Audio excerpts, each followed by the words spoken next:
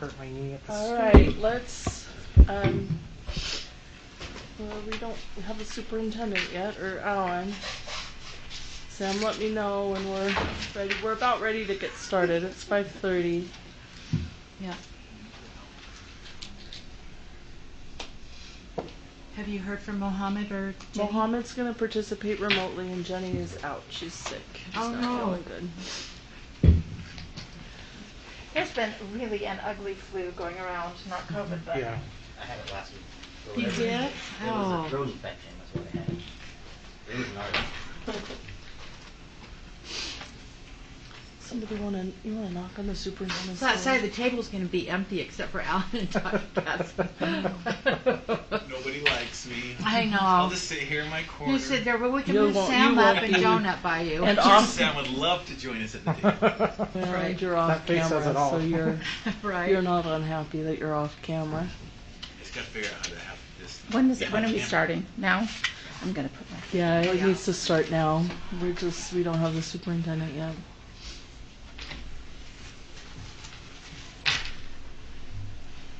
gonna roll over that food someday. Oh, here we go, Christy. Oh yeah, sorry.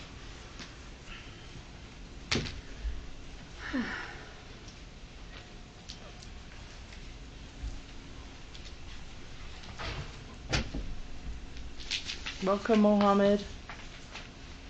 Thanks for being here. Hi everyone. Sorry I couldn't be there in person because with Ramadan I have to break fasting at a certain time. So you're going to see me disappear in a little bit. Not now. Around 8:15. But we honor that. Thank you, Mohammed. Thank you. All right, Sam, are we live? All right. Today is Tuesday, April 19th, 2022. I'd like to welcome everybody to this public meeting of the Salt Lake City School District Board of Education. As we open this public meeting, I would like to entertain a motion to convene a closed executive session for the purpose of discussing litigation, negotiations, and/or property, as well as character, professional competence, or physical or mental health of an individual, and/or deployment of security personnel, devices, or systems. I can make that. I move that we go into closed executive session for the purpose, on April 19th, 2022 at 5:31 p.m. for the purposes of litigation, negotiation, and/or property, character, professional competence, and/or physical mental health of an individual, and/or deployment of security personnel, devices, or systems. Thank you, Christy, for the motion. Do I have a second to the Second. motion? Motioned by Catherine. Before we vote on the motion, I would like to acknowledge that Board Member Bade is participating remotely and Board Member Sika is excused for the evening. If there's not discussion for the motion, let's go ahead and vote, starting with Precinct 1. Bryce Williams, yes. Catherine Kennedy, yes. Nate Salazar, yes? Mohammed, yes. Melissa Ford, yes. Christy Sweat, yes. Okay, thank you. That motion carries, and we'll go ahead and close the meeting. Thank you.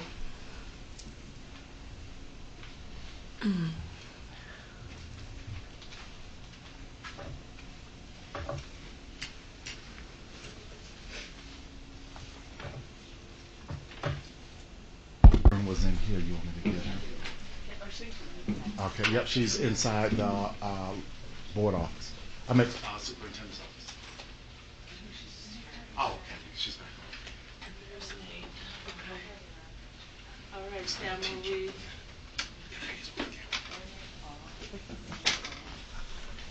It's like a teacher He's that like- just had to go and talk to his class. I love it.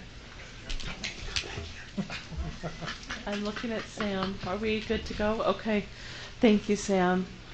I'd like to welcome everybody to this Salt Lake City School District Board of Education today, Tuesday, April 19th, 2022.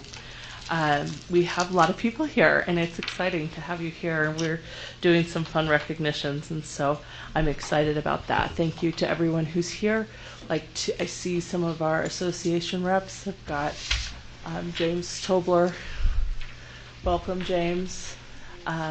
Representing SLEA, and Dallin, Miller representing SLASA, lots of parents, lots of students. Thank you for coming. Thank you for being here. We're grateful for the support you give to your students and for being here tonight. Welcome to our student board member, Dottie. Thank you for being here and supporting. You do such a great job, Dottie, and we're grateful for you. And welcome to board members. Board member Bate is participating remotely tonight. You can see him on the screen. Welcome to him. And board member Sika is excused for tonight.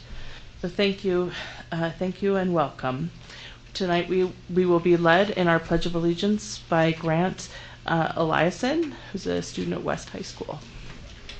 Grant.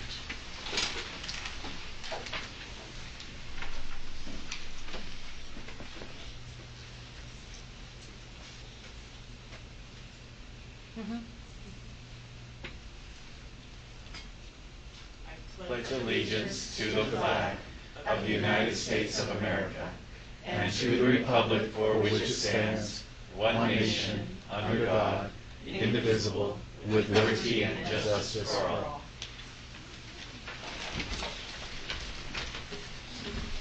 Thank you, Grant. We appreciate you leading us in the pledge. Tonight we have some really fun recognitions, and for that I'm going to invite Dr. Hall to come forward and present these. We have, here, I can get this. Pushing where it says push. Well, if you want me to push on the bottom, why don't you push on the top?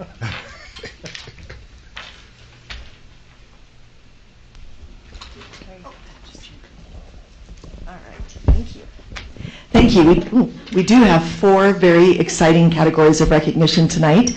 And our first one is our Utah Elementary Library Media Association Librarian of the Year. So this is a statewide award that is given. People from all over the state of Utah wrote in and nominated people to be the librarian, the teacher librarian of the year.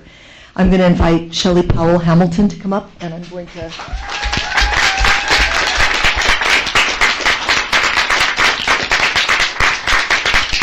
I'd like to say just a few words about her, and then I'll let her say a few words about the important work that she does. But one of the things that we know that we are very proud of in the Salt Lake City School District is that we have teacher librarians in our elementary schools. There are only 2 districts in Utah that do that anymore. So as always, we would like to thank the board and we'd like to thank our stakeholders for enabling that to happen. It's an incredibly important role, and the curriculum that they teach is vital for all of our students. When Ms. Hamilton Powell was nominated for this award, comments were made when she received it that she always goes above and beyond to be a part of the community of her school. She has been instrumental in making sure that students have access to a book. Discover kids can change their thinking or strengthen their thinking. And so I love the opportunity to be able to provide that for my school at Riley Elementary. That's about it.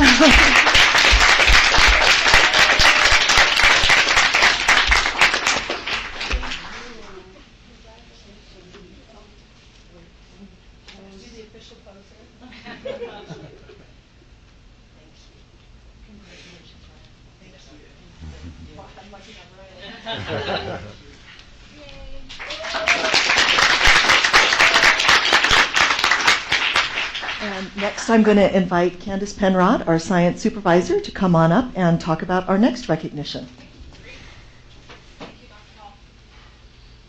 Well, I'm thrilled to be here, Superintendent Gadsden and the school board. As I told you, we have been 8 years running for having the top elementary science teacher. We have the next candidate that is up for the national award. So I'd like to present to you Ashley Hare from Edison Elementary. Come on up.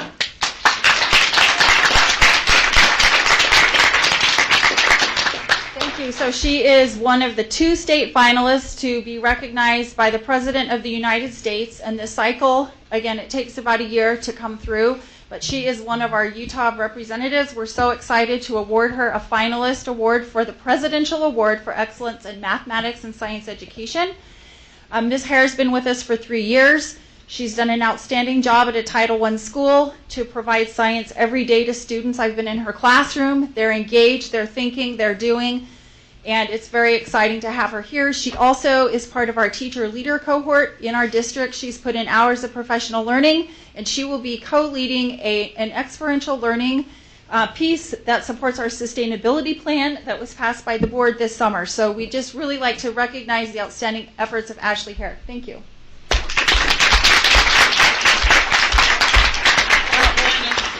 1 second.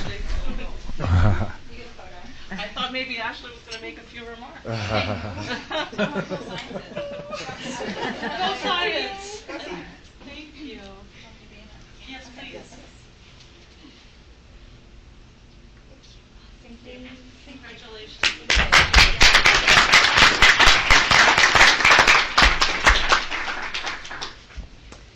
Now I have the pleasure, for the first time, we are recognizing our dual language immersion top scoring students. So I'd like to remind the board that we have 3 elementary schools and 2 middle schools that are doing DLI. All of our schools are doing Spanish DLI programs. And I'd like to invite Natsieli Torres to come forward. We are very lucky in our district. Natsieli Torres is a Utah State Board of Education DLI state specialist, but we share her so that she is in our district to support our dual immersion programs 1 day a week. And so she has had the opportunity to be in all of our classrooms and work with all of our principals. And we also, through our assessment department, have Stephanie Meekum, there we are, who ran all of the data to help us make these determinations. So I'm going to turn this over to Natsieli to tell you just a little bit about what it is, and then we're going to introduce these amazing students. Thank you. Good afternoon, everyone. Dr. Hudson and the board, dear parents and students, welcome to here. Recognition for obtaining the best Apple assessment of performance toward proficiency in language results in the best 3 last years. So these students are doing amazing. I have been in the classroom, I have seen their Spanish, the level of proficiency they have is amazing. Proficiency is what an individual can do with language in terms of speaking, writing, listening, and reading in real-world situations in a spontaneous and non-rehearsed context. So these students, for example, 6th to 7th grade, they supposed to be, the goal is intermediate mid. In 8th to 9th grade, the goal is intermediate high. And 10 to 11th grade, advanced low. All of these students are in advanced level, which is an amazing thing. So advanced, what they can do with the advanced level, so they can talk in detail and in an organized way about events and experience in various time frames. They can confidently handle routine situations with an unexpected complication. So professionally, these students can work to be physicians, human resource, for example, quality assurance, marketing managers, financial advisors, military linguistics, customer care representatives, so they have the future in their hands. And I would like to recognize and say thank you to you for the amazing support you provide, the Salt Lake City School District. And thanks to the amazing administrators that we have here with us, the administrators of the school, we have administrators and also the teachers, because the teachers are the ones that are doing the hard work, and these students are deserving this best education. So congratulations, students from Glendale and Clayton Middle, West and East High schools for your efforts and dedications and your dual language educations. But the principals, also administrators and the teachers. Enhorabuena a todos. Felicidades.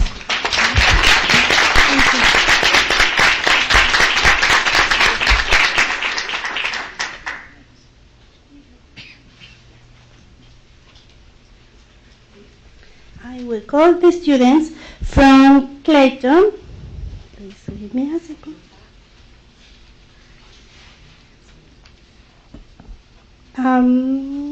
Yes, from Clayton. We have Skyler Mausler.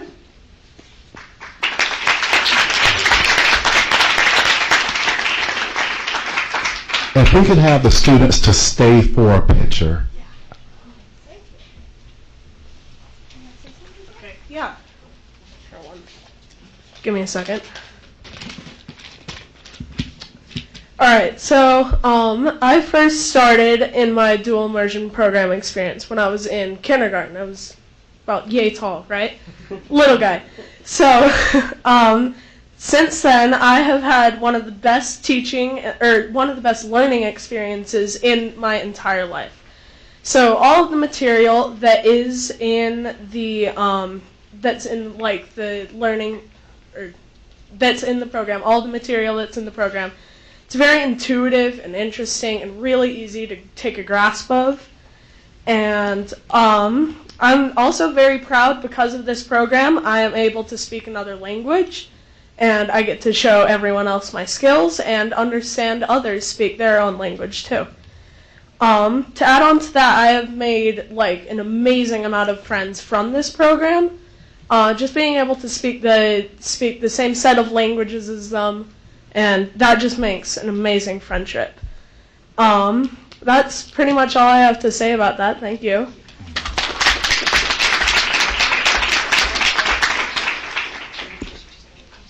Connie McCracken.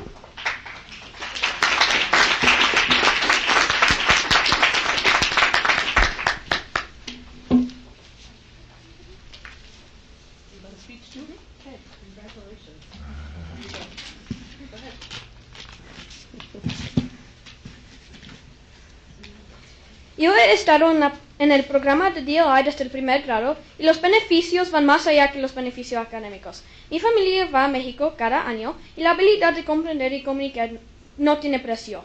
También los beneficios de este programa va a tener en mi futuro son muy grandes. Dicen que tu segundo lenguaje es lo más difícil, aprender. Porque he aprendido mucho español, yo tengo muchas posibilidades para el futuro que puedo hacer porque estoy en el programa. I have been in this program since the first grade, and the benefits stretch really way farther than just academic benefits. My family goes to Mexico every year, and the ability to comprehend and communicate is priceless. The benefits of this program will have in my future is huge. They say your second language is the hardest language.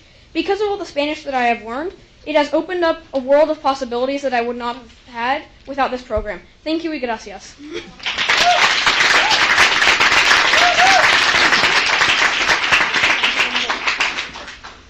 Kyle Unkefer.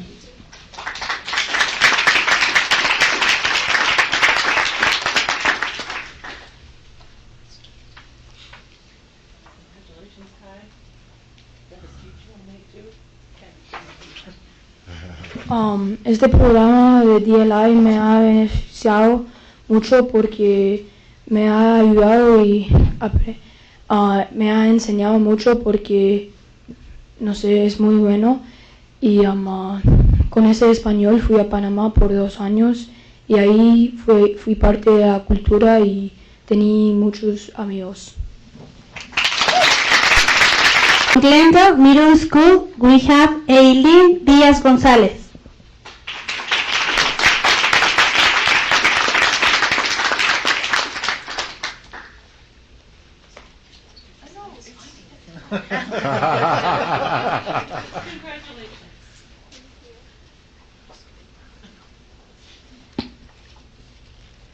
Hoy en este día estoy alegre para estar aquí a aceptar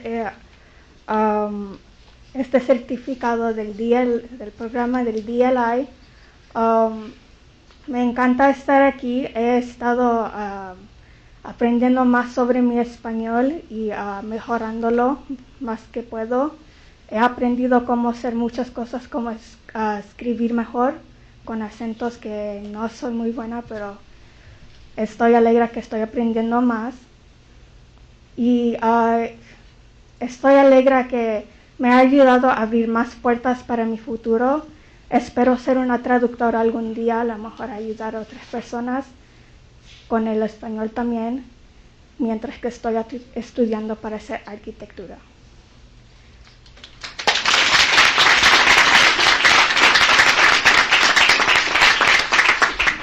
We have Tania López Maldonado.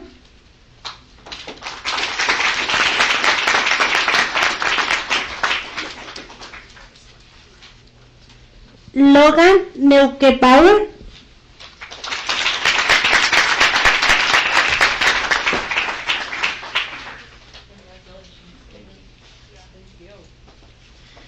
Yo estoy muy feliz por estar aquí.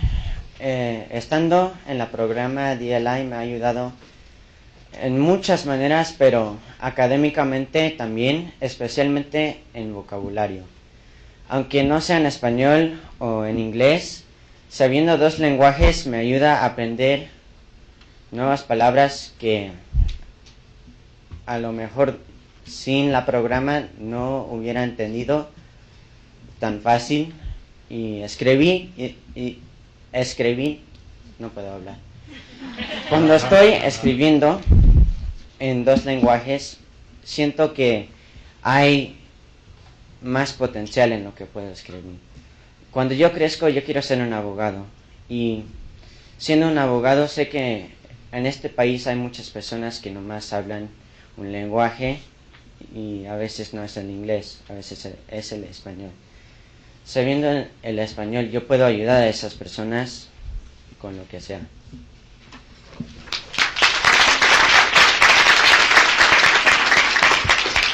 We have three students from West High School. We have Grant Eliason,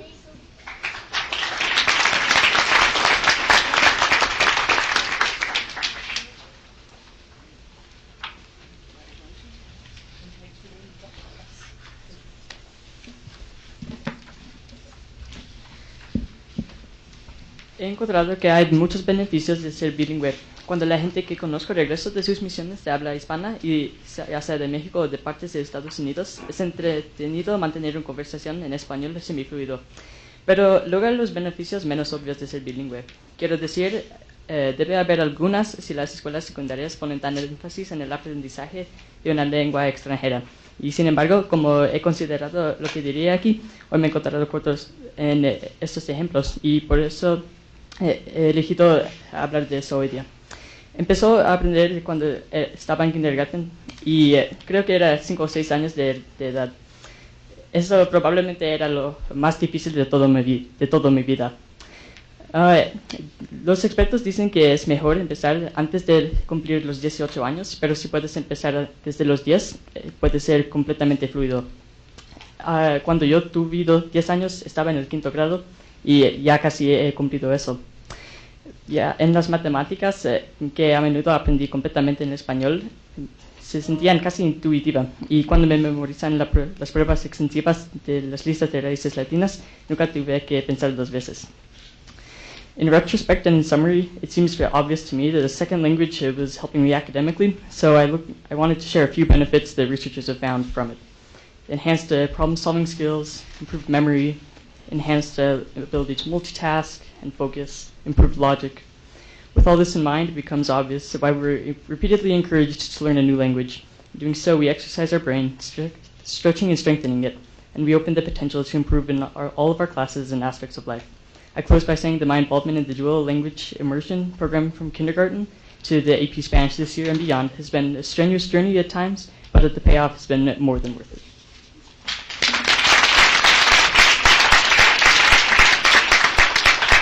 Thank you. We have also James Eliason.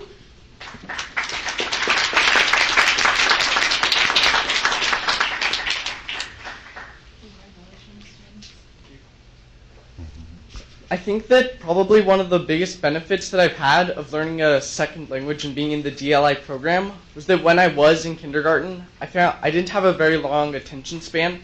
But having the second language really gave me a chance to sort of break up the normalness of the day. It helped me focus because since half of the day I was learning Spanish and the other half was English.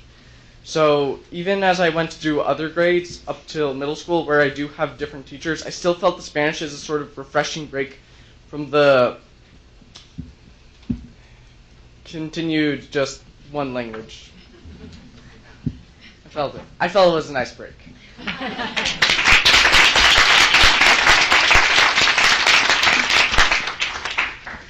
We have from East High School, we have Miriam Acosta.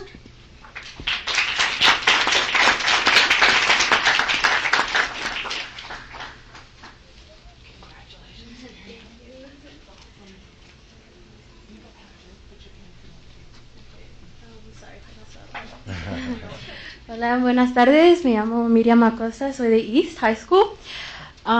Quisiera agradecer al distrito por poniendo este programa. Me ha ayudado mucho, me ha ayudado no nomás a hablar más español, pero comunicarme con mi familia más y aprender Latinoamérica. Le doy muchas gracias a Miss Miller y a Mr. Home por estar también ahí ayudándome mucho. Muchas gracias.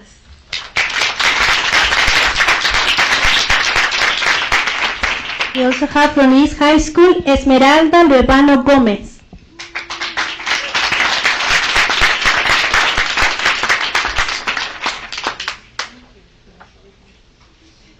I didn't really have a speech ready, but I feel like this program has really helped us a lot because it doesn't only let you learn more Spanish, but it also helps progress in it, make it better. And I'm really thankful for my teachers that have helped me throughout the year, especially Ms. Torrejon and Ms. Miller. Este programa es bueno porque no solo te enseña el español, pero también te ayuda a mejorarlo y poder sacarle provecho. También quería darle gracias a mis maestros que me han ayudado por los años, especialmente a la señora Torrejón y a la señora Miller.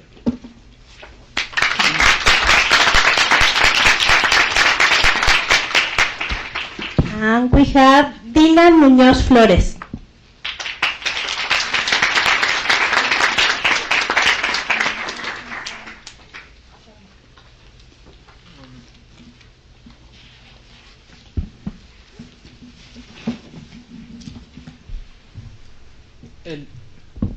El lenguaje y la comunicación son parte fundamental de la sociedad y al expresarlo de dos maneras diferentes da doble oportunidad para muchas personas, no solo para mí, y también ayuda para servir la comunidad. Y por eso quiero agradecer que existen esas clases para que nos ayuden y que nos ayuden a entender más de la cultura y en cómo progresar. Le quiero dar muchas gracias a mis profesores y a los que me han enseñado, señora Torrejón y Ms. Miller, y muchas gracias.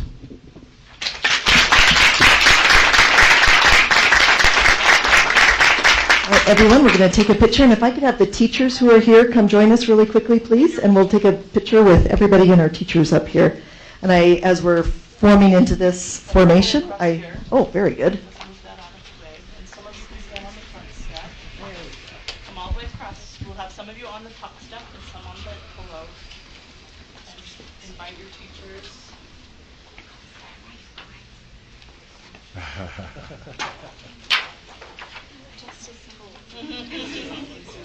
Nobody wants to be in front, but there's lower steps, so we can. Good. Mr. O'Keefe, you stand up right there in the front. Yes. Okay. Good. No. I can't see you, James. No, not James. Kai. I can't see you. There. Come down. Oh, okay. Okay. One down. 1, 2, 3, and say it. Let's see. 1, 2, 3. All right. Excellent. Thank you.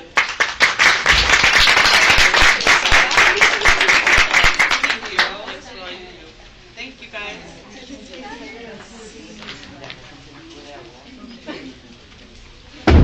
That was awesome.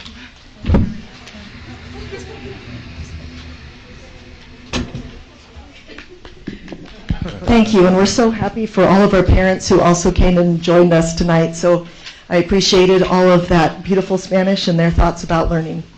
Our last recognition tonight is for Mandy Pumphrey, although I heard she was ill and might not be here. Is that accurate? Okay. Then I will just tell you about Mandy. Mandy Pumphrey has just been awarded the University of Utah's 2022 Outstanding Public School Teacher. And when she was nominated, the nomination read that Mandy Pumphrey has been an advocate for students forever. As a special education teacher, she has worked to provide the differentiated services and behavioral supports her students need to make progress. As the Ascend Behavioral Program Coordinator, Mandy has focused her energies on collaborating with the University of Utah Educational Psychology Department to provide students with behavioral and mental health supports to increase their academic success.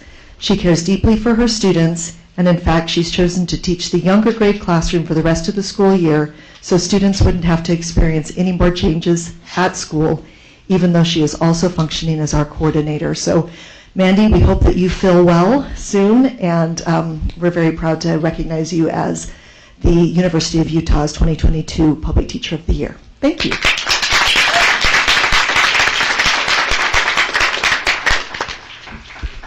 Thank you, Dr. Hall, for those recognitions. Thank you, teachers, parents, and especially students for being here tonight as we recognize the good work that's happening in our schools.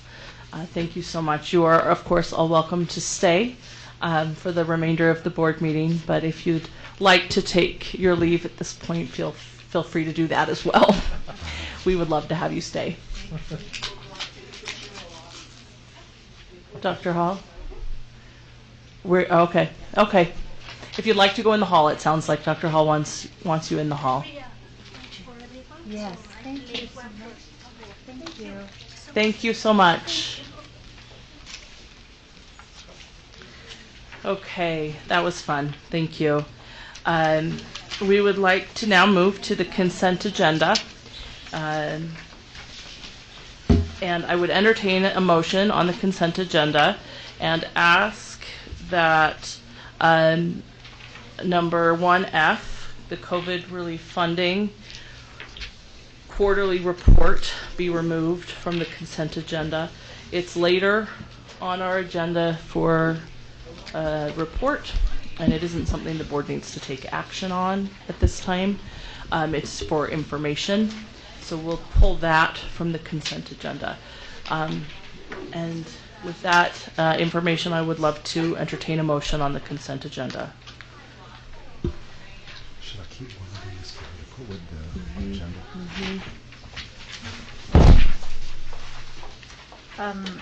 President Ford, I move that we accept the consent agenda of April 19th, 2022, consisting of the purchasing and accounting reports, the purchasing report, the purchasing report in Excel, the budget report for February 2022, the payment voucher report, the school's financial report, February 2022.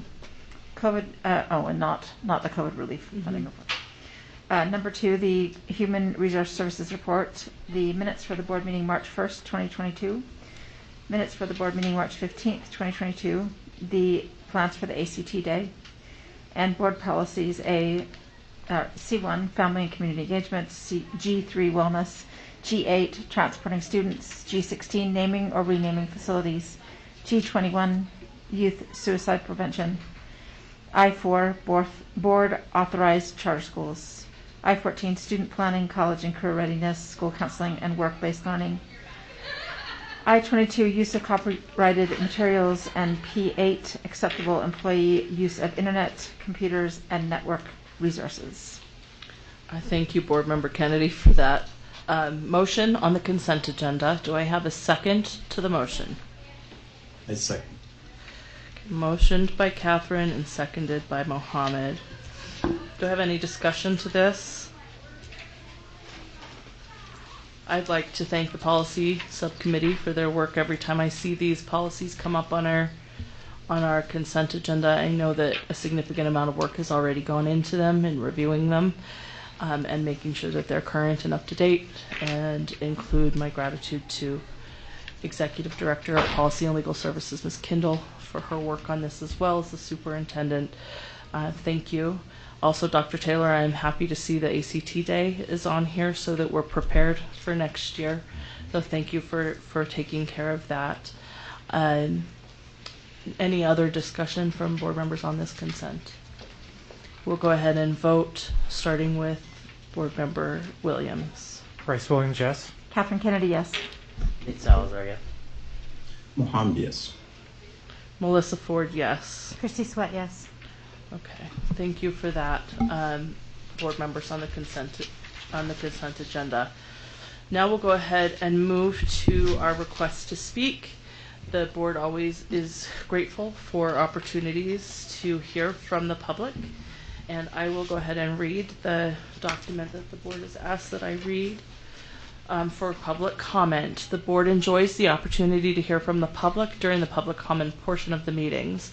Before we begin, I would like to take a moment to remind you of our board rules governing your comments. Time may not be used to air complaints concerning bidding, contracts, employment, or personnel issues, to criticize or defame district employees, or to make complaints for which other avenues for redress exist. Time may not be used by employees or their representatives to circumvent formal communication channels or establish grievance or negotiation procedures. The total time reserved for public comment is not to exceed 15 minutes, with individual presentations limited to 3 minutes and group presentations limited to 5 minutes.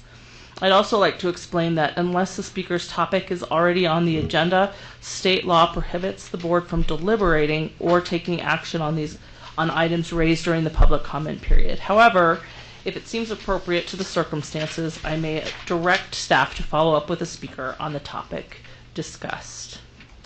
We have two speakers who've signed up to speak during our public comment period.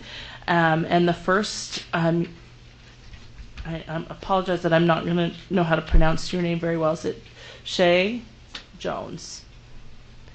Please come forward. Thank you.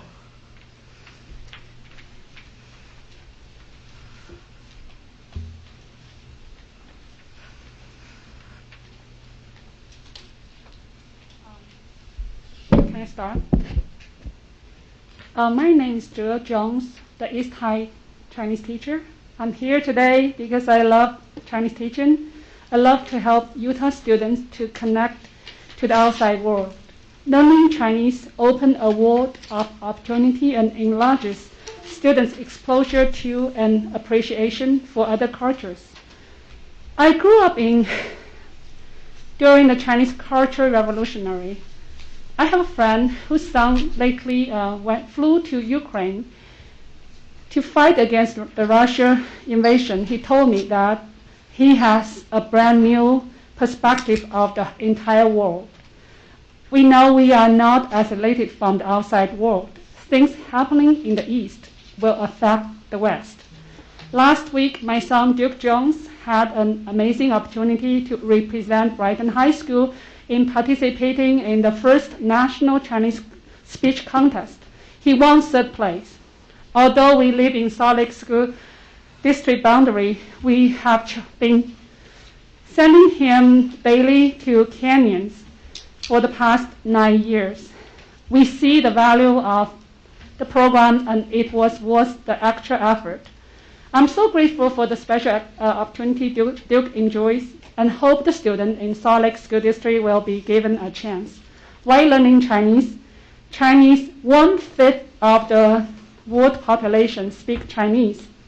Number 2, Chinese is useful in business. Number 3, learning Chinese helps students to discover Chinese culture and history. Number 4, Chinese is fun and easy to learn. There is only 100 combination of the sound in Chinese, and each sound character only have one syllable. I means love. Ni means you. I ni means love you. So everybody can pick up. My students having a great time at East High School learning Chinese with me. I started my first teaching job in Utah 12 years ago with Clayton Middle School. I left and taught Chinese for different districts, and now I'm back to East High School as the Chinese teacher. This has been my best year. I really enjoy the principals and staff of East. My principal, Pam Peterson, is the best. And unfortunately, when I come back, I noticed the Chinese program has been smaller now than it was 12 years ago. Highland High School and Hillside Middle School canceled their Chinese program. Chinese is one of the 5 languages spoken at the United Nations. To understand China, you got to learn its culture.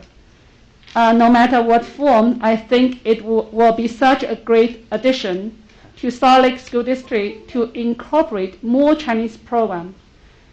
Chinese will be beneficial to this uprising generation.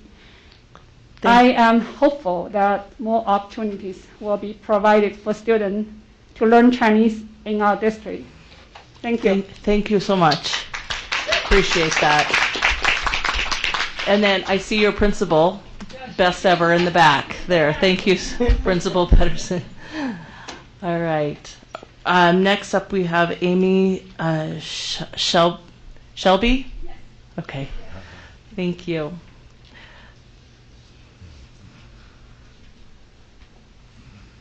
Hi, everybody. Thank you for allowing me to be here.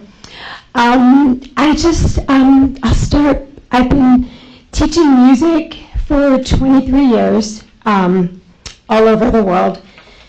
I've taught in the Czech Republic and Shanghai and Venezuela and Hawaii, and I'm from Philadelphia. I've been in Utah for 10 years, and I've taught from birth through high school. So I've been able to see what music language acquisition does from in utero for my own children. And then when I moved to Utah, I started my own business because I had kids, and I thought, all right, I'm not going to do the high school thing anymore. I'm going to do infants and toddlers and grow with my kids.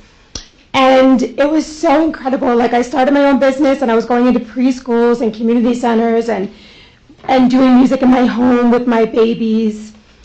And I stopped for a while, and I taught at Tanner Dance and did the fine arts preschool there. My kids went through the program. And then I had an opportunity at Ensign Elementary. So right now I work at Ensign as an independent contractor for K through 4 music. And the parents there, their kids went to school with my kids. So they said, well, when are you going to come teach at Ensign and teach our kids music? So I went, and I was doing these preview classes, and I was doing some difficult stuff, body percussion, and this one little guy from across the room was like doing all the stuff, and I thought, wow, will you be my partner? And we came together in the middle of the circle, and it was a little guy, Philip, who I taught when he was in diapers. And I was like, whoa, like just crazy. Like, I taught him for his first 2 years of life, and he was doing everything. And I thought, wow, these kids I taught in the Avenues preschool, and now here they are at Ensign, like doing all the things, like matching pitches, rhythm, movement, expressive sensitivity, like creating, improvising. Like, it was just so amazing to see that, and then see it with my own kids. So I'm here today to express, like, I would love to see, like, through COVID, I saw, we all saw, I think, kids lose the opportunity to be vulnerable and to connect. And what I love about you and her classes, too, is just like how she includes students in learning Chinese actively. And I'm the president-elect for the Utah Schulwerk Association, so we do like a full holistic approach that, like, everybody has a part. There's no part too small or too big. Everybody has ideas. Everybody has gifts to offer. And so I also teach at East. So I'm in my second year at East. I do the band and the orchestra and guitar and all the music programs at East. And so I'm wondering, I know that when I started in Salt Lake City School District, elementary music had been taken out of the mix. And so that's why I'm at Ensign as an independent contractor to give that gift. So I think it's twofold. There's many things, like when the students aren't getting the foundation and then they're coming up through the middle schools and high schools playing an instrument, there's a missing component because they don't have the music inside of them, or they don't have the vulnerability or ability to, by that point, they don't really want to be vulnerable, or they're afraid, or they just maybe don't. Amy, thank you. That's your time. Do you want to just really quickly wrap up your thoughts? I'm just wondering how we can get more children involved in music, more funds to repair instruments, and allow everybody the opportunity to move, create, make music, learn language, and just get the arts back in. Thank you so much, Amy. Yes, thank you. Thank you. We do love the public comment period, and we've had some really great things for the board to think about for the future of the Chinese program as well as music education. So thank you, Amy, and thank you, Shay. All right. Now we'll move to the report section of our agenda, and for that, we will invite UDOT to come forward. They reached out to our superintendent, and I'll let them introduce themselves, but asked to take a few minutes to present this study, the environmental impact study that they're doing. Did they give you our presentation? It's attached to our. PDF. We have what's attached to our agenda, Okay. and so yes, I think it's probably what you provided. Good, good. Okay, we ready? Yep. Hi, thank you for your time today. My name's Brandon Weston. I work for UDOT, and I'm here today with Dan Adams, and we represent the team that's doing the environmental impact statement.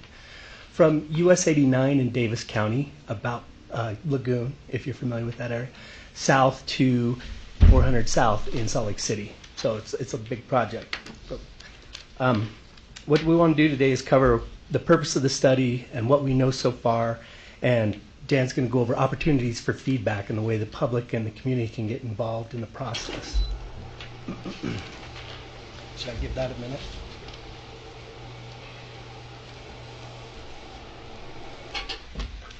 Thanks. Just the green button. No. There. Okay. There we go.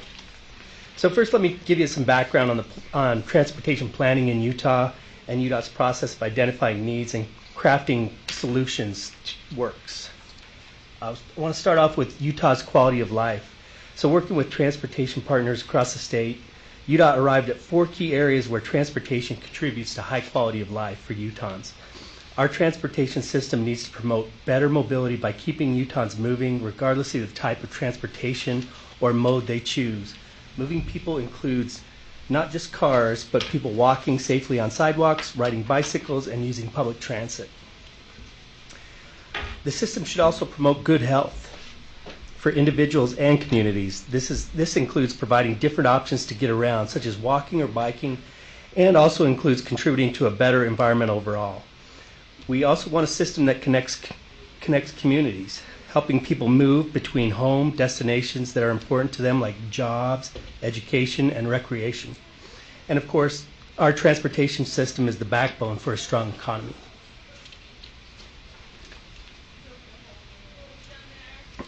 So UDOT's mission is to improve quality of life through transportation, and this environmental impact statement sets out to do just that, using the quality of life framework as a strong guide on how we make decisions. On the right is our study area. Again, it's from the US 89 interchange in Davis County, south to 400 South in Salt Lake County. As you're aware, I-15 serves as the primary north-south corridor in Utah, with most of the population living near the interstate. The I-15 corridor is important to local and regional transportation, providing access to commercial, industrial centers, residential areas, and community service. And having such an important role in our everyday lives, it's important to find some solutions that take care of both the transportation need and the community's needs. So in terms of process, this process is guided by the National Environmental Policy Act, known as NEPA commonly. And as you can see on this graphic, it's a multi-step process. We are here today as part of the scoping process to try to get the word out and get feedback and get people thinking about what we're trying to do on the I-15 corridor. As you can see there, excuse me, lost my speed there. So we're looking to get perspectives, needs, and challenges of those using the corridor, running all the way to identifying a selected alternative, potentially for implementation. We didn't just start the study overnight. This area, as well as the transportation system, goes through an extensive planning process looking out 10, 20, and 30 years into the future. We then prioritize those potential projects and begin an environmental process like this one. Following the environmental review and clearance, we'll move to design and construction if a solution is identified and put forward.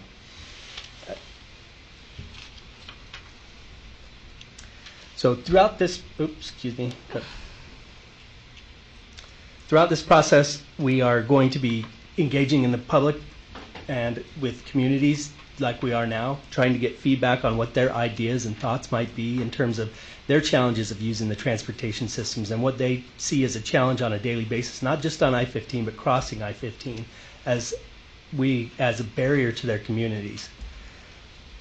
And so while none of the public engagement constitutes a vote as part of the process, we feel like the public involvement is going to make for a better outcome and also help us understand the needs and wants of the communities. Well, I want to talk quick about what we know so far about the corridor.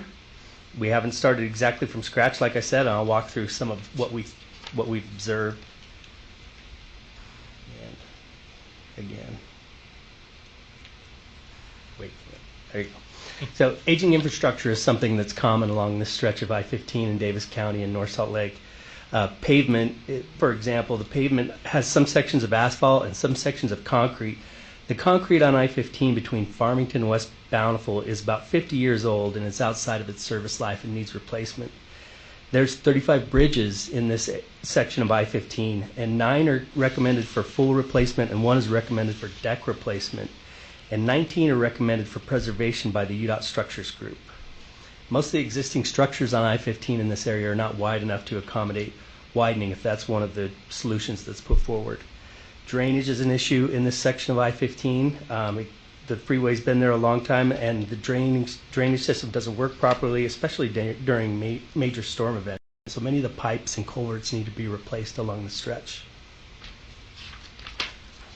One obvious thing that I think we all can relate to, that everybody may even be able to agree upon, is congestion, both in the AM peak on this section of I-15. For example, the travel times northbound on I-15 are predicted to increase from 19 minutes in 2019 to 66 minutes in 2050. The southbound is modeled to go from 18 minutes in 2019 to nearly 55 minutes in 2050 if no improvements are made. And this is mainly due to just the rapid growth that we're seeing all across the state, but also here along the Wasatch Front. The interchanges. We also know interchanges are a big part of creating better communities and improving safety. We'll look at how the interchanges in the study area meet future and current needs for all modes of travel. One example is the backing of traffic off of the ramps into mainline I-15 when there's congestion at the interchange, and that's a safety issue with a discrepancy of speeds. We also know that I-15 and the interchange, some of the interchanges don't support travel demand as it is now, and when they can't support that travel demand, that excess traffic spills onto local roads and becomes an issue for other modes of travel. Safety is always an issue as well. This section of I-15 being older, some of it doesn't have wide shoulders. Wide shoulders are good along the freeway because abandoned vehicles can be moved out of the travel lanes, and it also allows areas for the safety vehicles to get up to an accident. Curves are somewhat common along this stretch of I-15 being older in terms of its design. Some sharp curves at 4th North and 5th West in the Bountiful area, and also 2500 North, the 2500 North area in Salt Lake. These curves can be dangerous in that it limits your sight distance. If there's something coming around the bend, you're moving at freeway speeds, it reduces your reaction time to be able to react and slow down quickly. And so we'll analyze areas for opportunities for improvement like that. Limited connections is also something that we've observed along this section of I-15. And we're in the business of moving people, not just cars. And this includes both north-south, but also east-west. And it includes connecting people to trails, sidewalks, and transit stops. So limited connections is part of doing that better is getting people not just to I-15 but across it. We want I-15 to be part of the community, not a barrier for it. So we'll be looking at opportunities to improve connections across the freeway, both at the interchanges and between them. When we started this study a few months ago, we started off with some early stakeholder engagement. Our team talked with local and state elected officials as well as a number of community members to understand the key issues. We conducted walk audits along the corridor at interchanges to look closely at the issues of safety, access, connectivity, and walking and biking. As we continue our efforts, we want it based solidly on how the corridor functions and to keep it grounded in work that's already been done and to use that to build upon to develop solutions.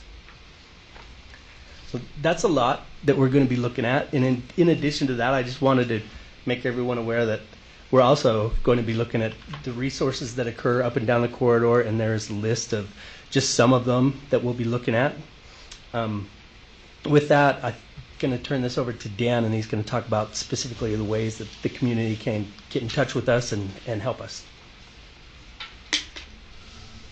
Brandon mentioned that we had conducted some walk audits, and it was really helpful. He also talked about how that part about east-west connectivity, and to me, as I think about as a school district and the things that would be pertinent to you all, that part about not just looking at the freeway and moving cars, but looking at how people experience the corridor, and that, does it divide communities? Does it make things tough? We met with Representative Escamilla very early on, and she is really interesting because one of the first examples she gave was about school kids, and talked about how some of those families, their parents have 2 or 3 jobs, and that parents leave before the sun up, and the kids then are trying to get to school and maybe have to walk through that corridor. And it adds stress to those parents when they are not only working 3 jobs, but worrying about their kids being able to safely get to school and back. So that's one of the things I'm going to go through, kind of where we're at in the comment period, but if you can kind of help us to think through beyond just moving cars on the freeway, but also how this relates to school kids and how they experience the community. So one of the driving things in the environmental process is making sure that we have a purpose and need statement that helps us continually stay focused throughout the environmental study.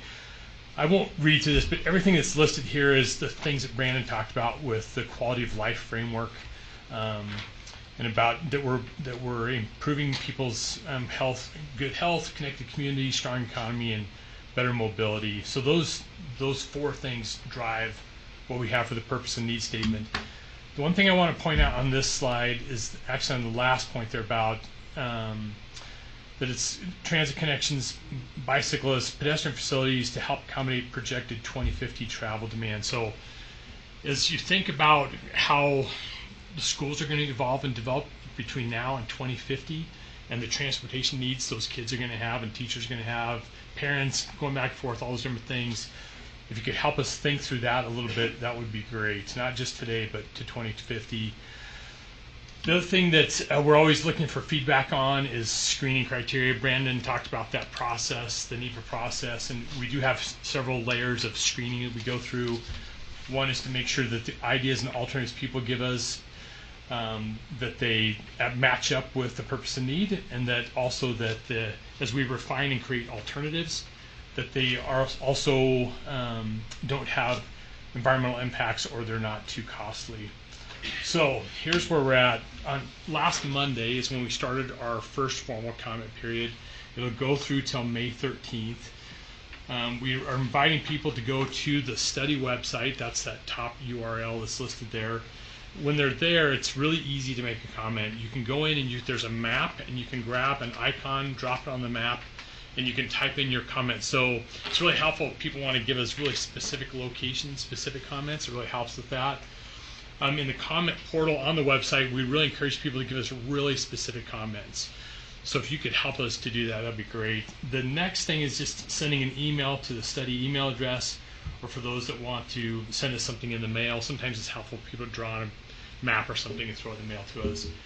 And that last part is our study phone number. So if anybody has any questions or comments that come up, or they're struggling with making a comment or whatever, give us a call anytime, and we'll get back with them and help them out. The one thing too, we do have a Facebook page, so that the address for that is there at the bottom of the page. So if that's, I guess what we're asking too is if it's helpful, if you, if there's, I think, was it Peach Basket? Is that? Peach jar. Peach jar, okay. So I know some of the schools, I was close, it had peach in there. But some of the schools have been able to get the word out and got to families and kids and stuff through Peach Jar. But if you have any other ideas about how we can also help get the word out, that would be great. So that's the end of our presentation. We're love any questions or comments you all have. Thank you for coming. We know that we appreciate that, and I would definitely encourage people to make comments to you. And I think that we can, if the board is supportive, ask the superintendent perhaps to reach out to our transportation director, Ken Martinez, and maybe then to some of our principals whose schools are right there close along the corridor. We have several schools that are right adjacent to I-15, and perhaps you could get feedback specifically from those school leaders. The board is supportive of that, and then we'll just encourage our city to participate in your comment period. So thank you for what you're doing, and thanks for being here. Board Member Sweat. Thank you so much. Thank you for being here tonight. I think that living off of the Parley's corridor and I-80 right there by my back door, that as you've asked, what are some of those things that you can look at? I think what would be helpful, and I'm just going to give you an example, the moving of the bridge, on 17th, off of I-80.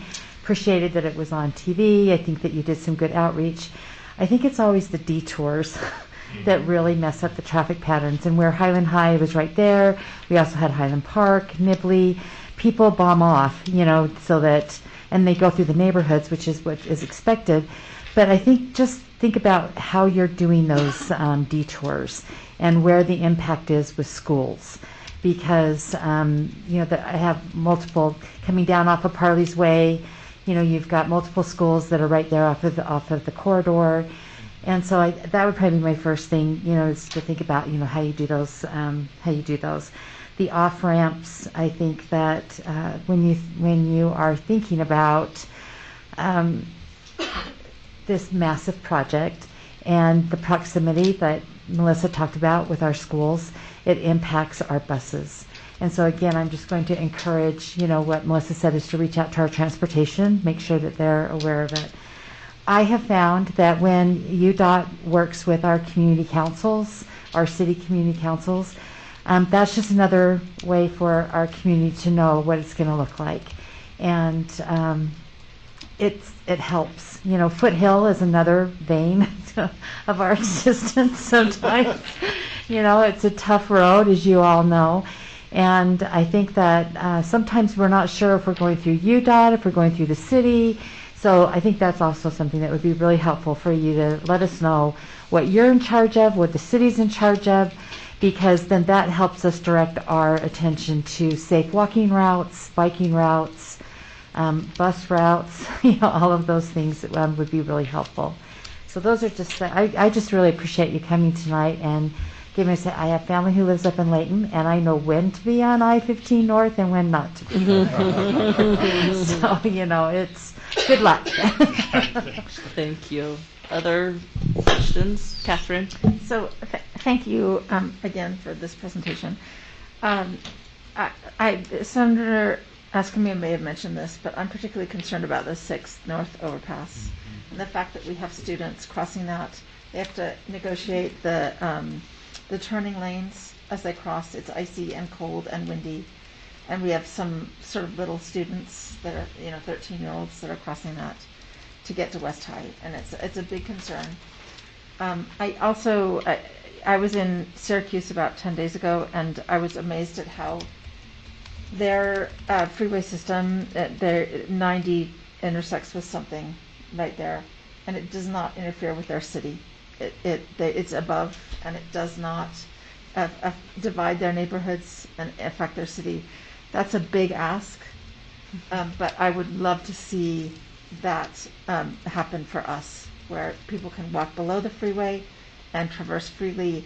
And they have a lot of great art. I hope you can incorporate really great art, encourage artists. They had all these positive sayings written particularly on the freeways, on the freeway passes and things like that. And so I hope you can engage the community, engage our schools, engage our artists in our schools to participate in those kinds of things, and it would be really fun to see that happen along that corridor. So, but please take into mind those students that cross that particular place. Thank you. Sixth North, it's come up a lot. Mhm. It was one of the walking audits Brandon mentioned we did, and it was illuminating to get out there and walk fast. Yes, it really is. Yeah. I just worry about them all the time when they're crossing that. Of course, we did have a student who saved someone's life in a car right at that intersection. What was within the last 6 months, I'd say.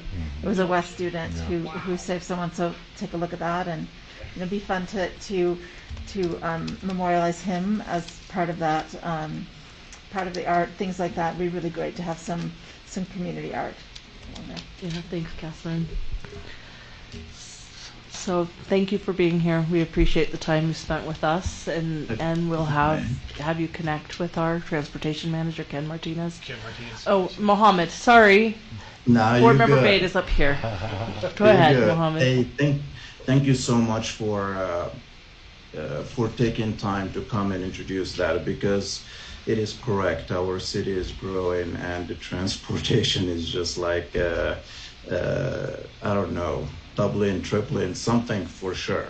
And one thing that I was thinking about is probably in highways having a designated lines just for buses, which will facilitate the transportation actually of students who are coming from West Side, who are coming actually from the South area to high schools over here.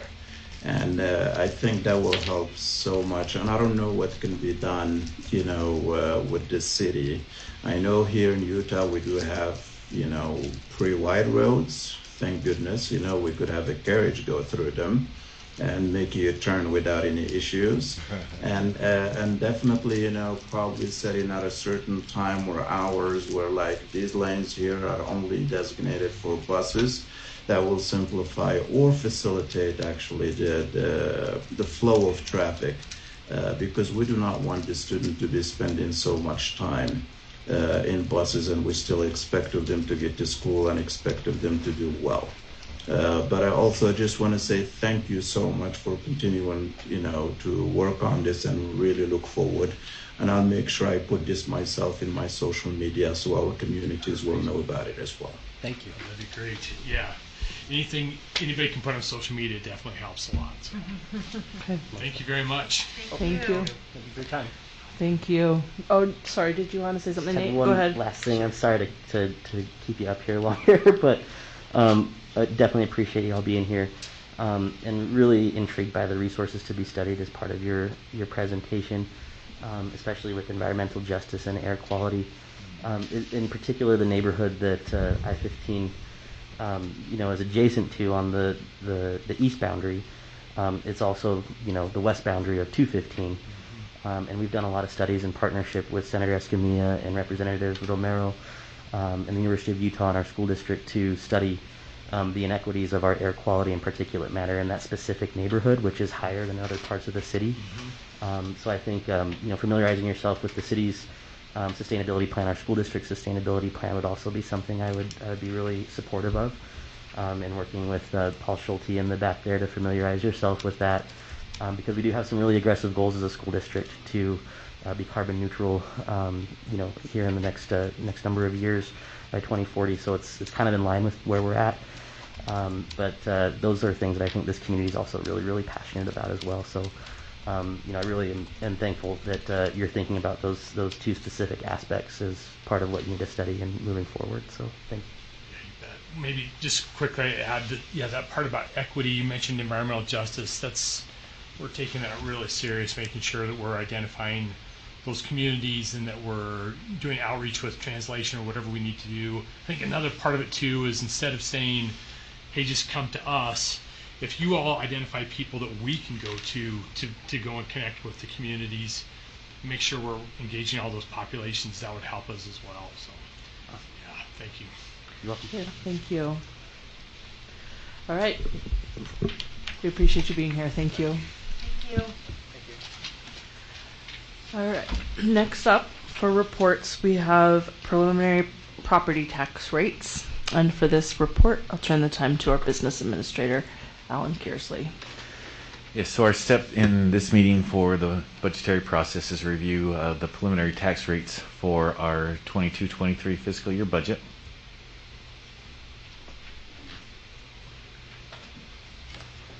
We start out by estimating the assessed valuation for that year. We're estimating an increase of 4.7%. There you can see a historical chart of the valuation showing market value in the blue, total taxable value in the green, and the net taxable value in the pink.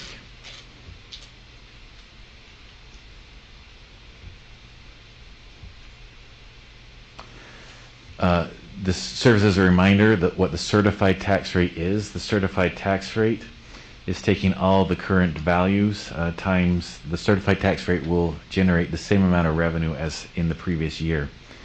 So if other overall values are reassessed up, then the certified tax rate declines to yield the same tax proceeds from the prior year.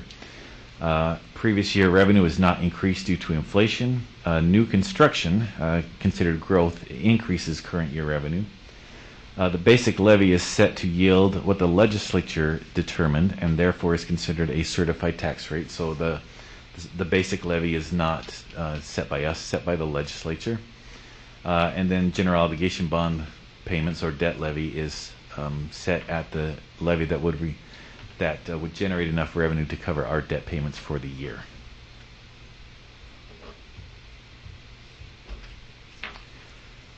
This slide just shows a tax rate history.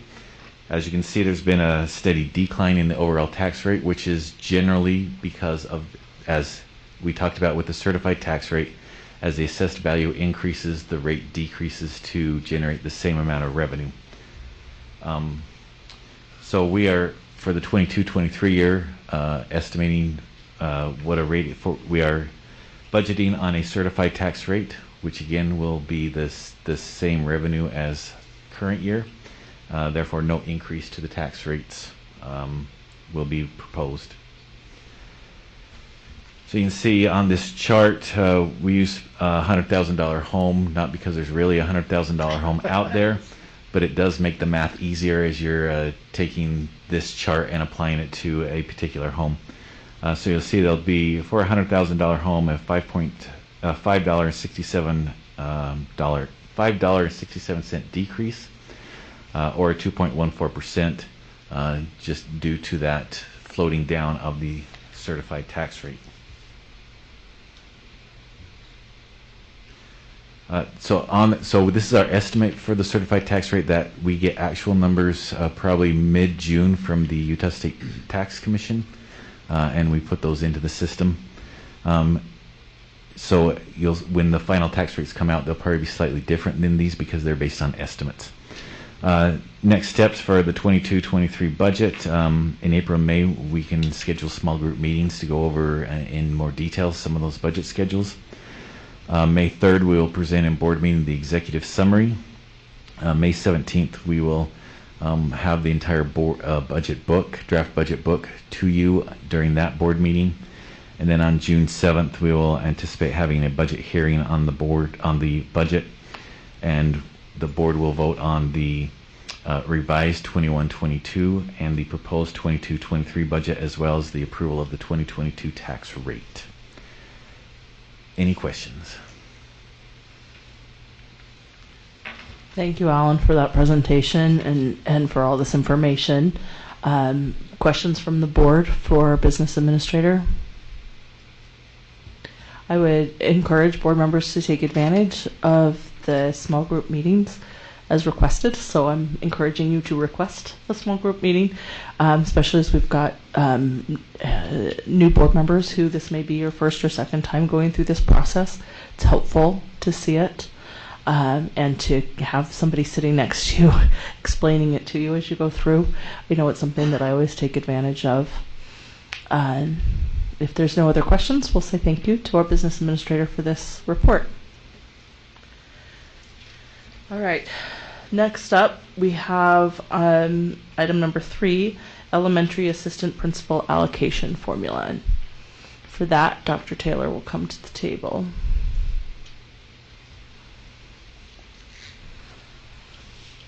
Good evening. Ooh. How's everybody doing? Welcome. Thank you for being here. Thanks, Dr. Taylor. I don't know if it's a good thing to come behind Alan with taxes or not. I'm very bad right now.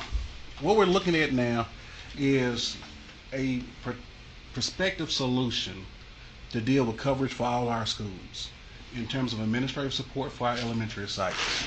Our current practice is we have all our secondary schools covered, and I was told Title I schools should be covered, but not all of our Title I elementary schools are covered. Based on a review of the issue, the problem area seems to be a lack of supports on our elementary level. That's why you see a deep dive taking place there. The research basis, Go ahead. You see the citation for our research basis. One of the things I learned working on my doctorate was if there's existing research, take advantage of it. You don't have to reinvent the wheel. This report came from the U.S. Department of Education. It dealt with approximately 40 different urban districts. We focused on 27 school districts and the weighted factors embedded in that study. The base factor would be enrollment. You know, the more children that you have, the more supports that you need. The weighted factors for the purpose of this formula would be the Title I status and what we term as special programming for that site. For example, here in Salt Lake City, hub schools, DLI schools, those type of schools with specialized programming. A question came up during the study was, what if a principal had done a request for a special program? Well, by the time that principal left and a new principal came in who did not have that choice, that's a special program that's now embedded into their school environment, which requires additional supports. For example, if you look at enrollment plus Title I status plus special programming, if it's greater than 500, they're allocated an assistant principal. I'm reinforcing that threshold again is a number of 500. Why that number of 500? When you look at that embedded report, you will see the information substantiates in most districts. Once you hit 500, you get an assistant principal. When you look at Cognia, which is from SACS, Advanced Ed Accreditation Institution, once you hit 500, you get an assistant principal. Example, using Backman as an example. Backman has 385 students. So if you look at 385 times 0.2, which is the weighted factor for title, plus 385 times 0.1, which is the weighted factor for the specialized program, that's 385 plus 77 plus 57.75, which equals 519.75. That means they get an allocation for an assistant principal of 1.0395. We know people don't break like sticks, so you wouldn't have a 0.0395. It just gives us that allocation number. For a 0.5 to a 0.75, which is 50% or 75% of an allocation, that's a 0.5 allotment for an assistant principal. From 76% to 100% is one assistant principal. Based, and this is not anything that's being recommended, it's just for the future growth. Based on increments of 500, additional AP units could be awarded. Additional adjustments may be made as a result of future research or need. For example, you can prescribe a weight to English language learners if it becomes a factor that forms as a barrier for school success. With our current staffing, the addition of 4 assistant principals will enable us to provide support for all our elementary schools. Any questions? Thank you, Dr. Taylor. Will you go back to that previous slide? Okay. Questions from the board?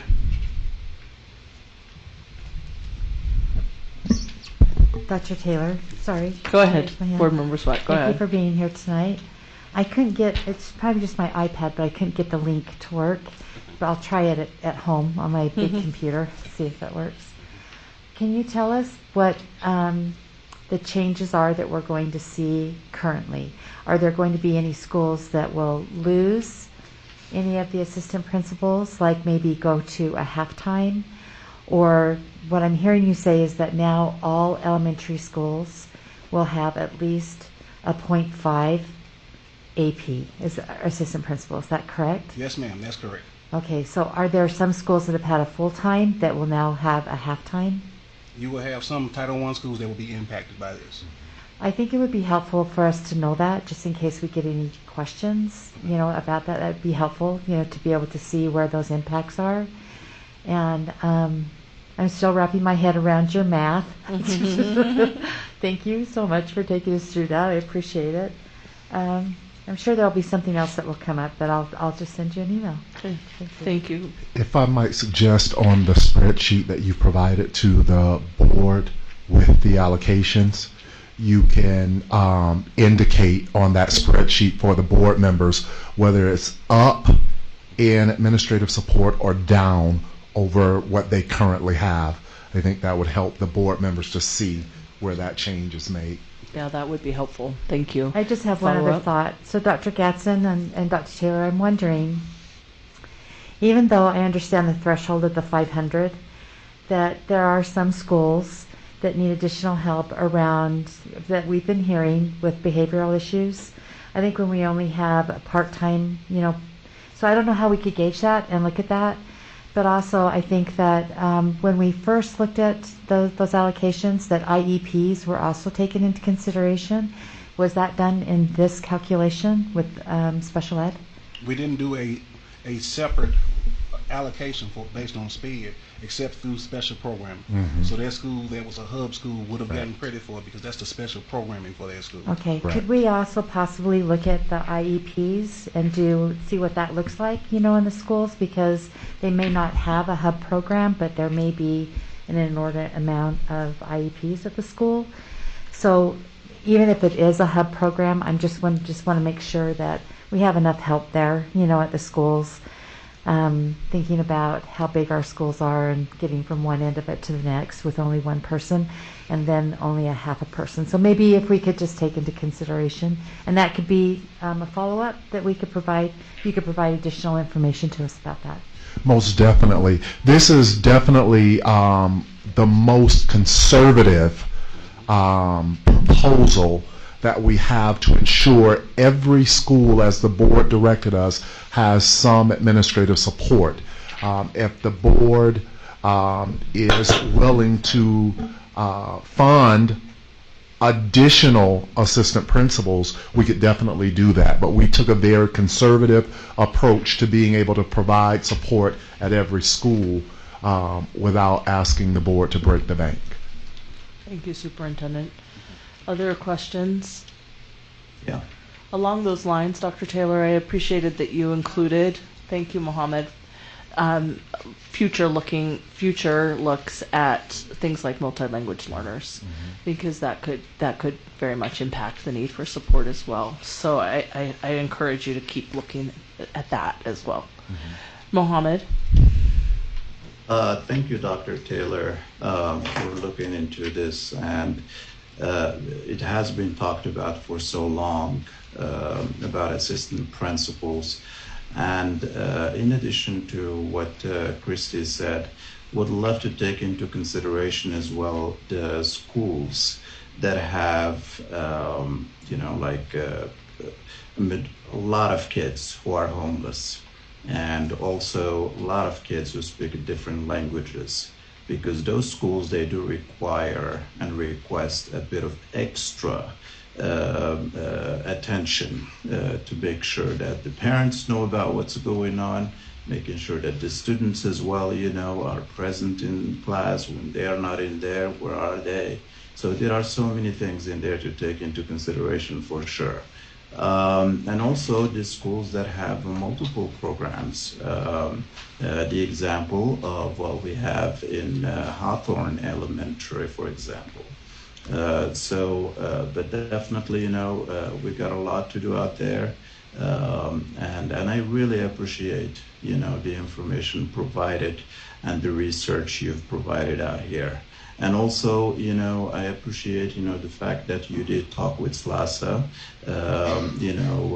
about this information, and actually, helps continue to strengthen our shared governance, which is very, very important to us.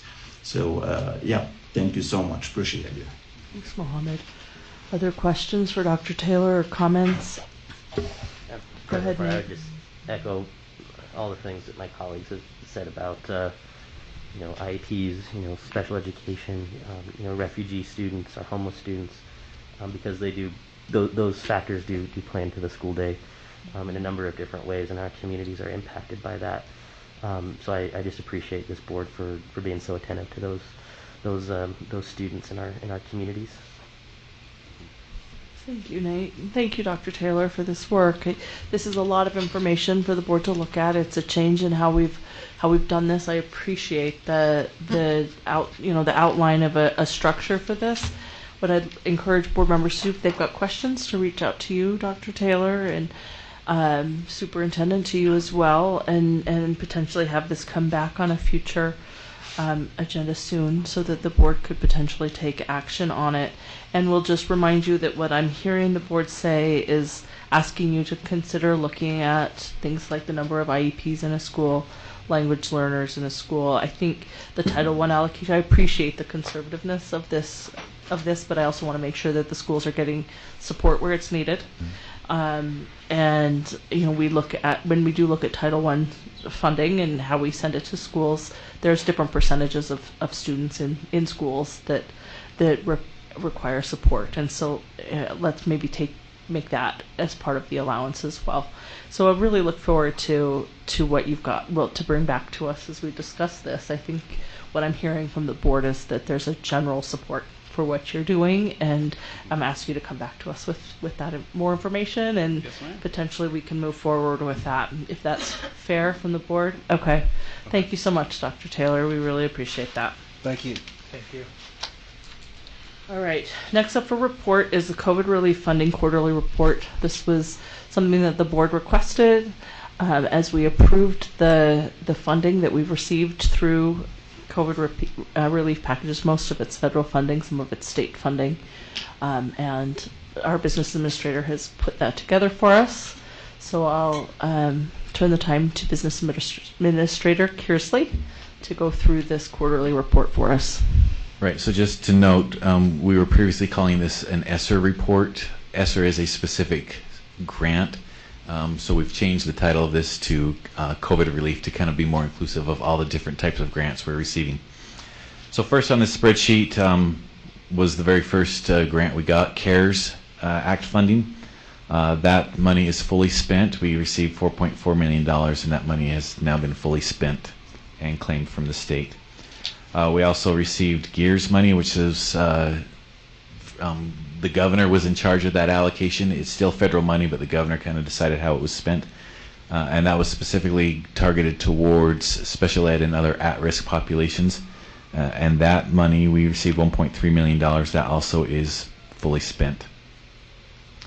We had several grants from other intermediate agencies. The county, the city passed through some of their CARES money to us.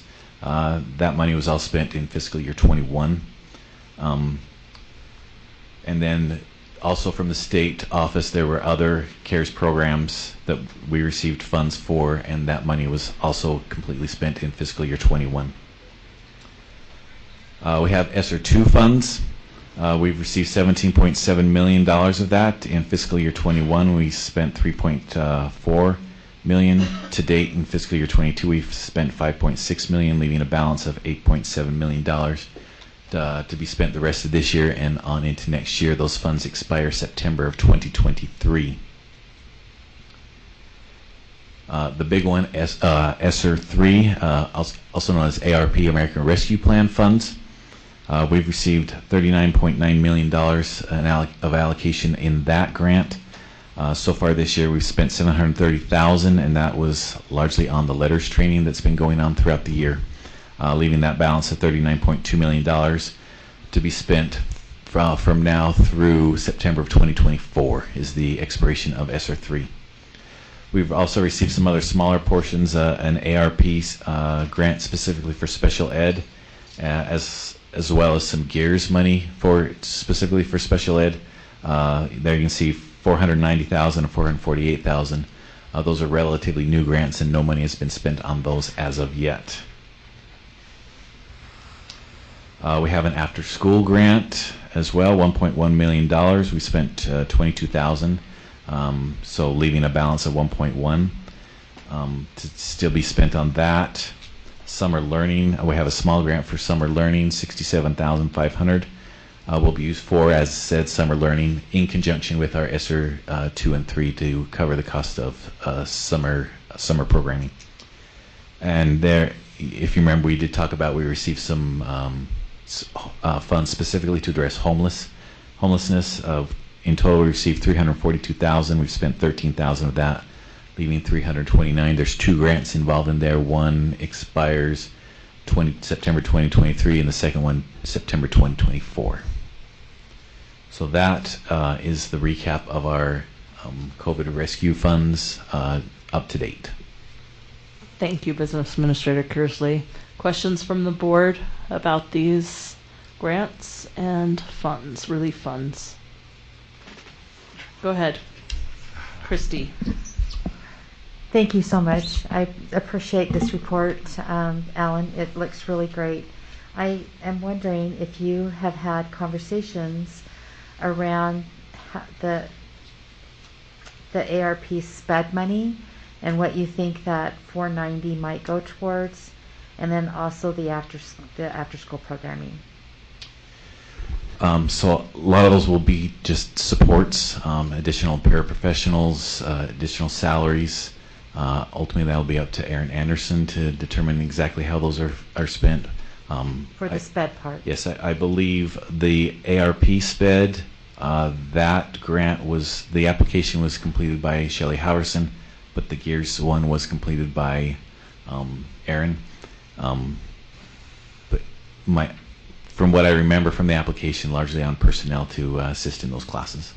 So with the after-school programming, is that going to be specific to just, do you have ideas? I mean, is that Title I schools? Is it all schools at 1.1 million? So that application was submitted by Liz Gonzalez.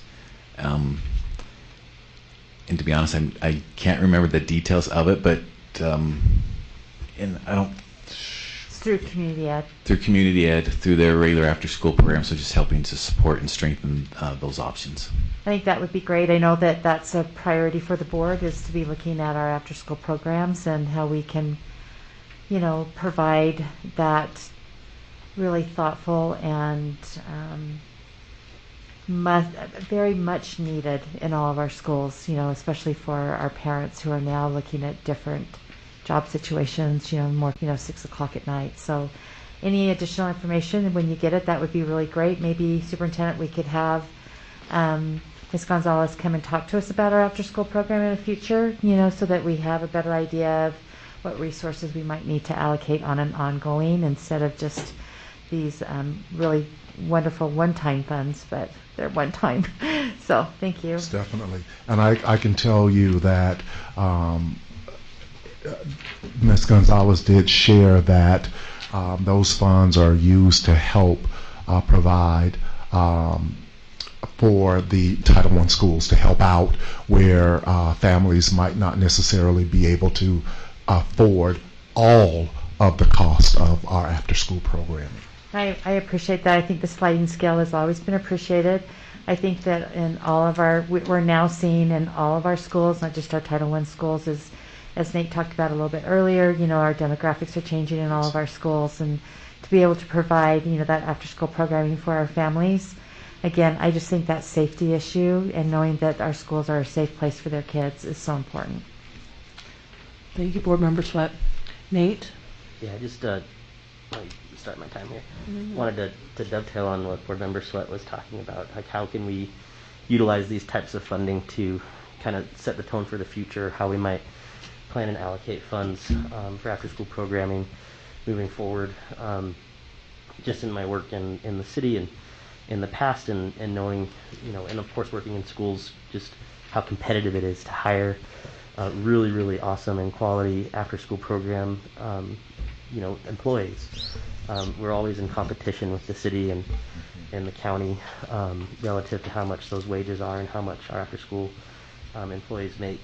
So I'm just wondering if we could kind of study this too while we're allocating the one-time funds that we have, to see what we can do to create some more sustainability and either some competitiveness or partnership with the county or the city and the work that we might be able to do together. So I'd be interested in that.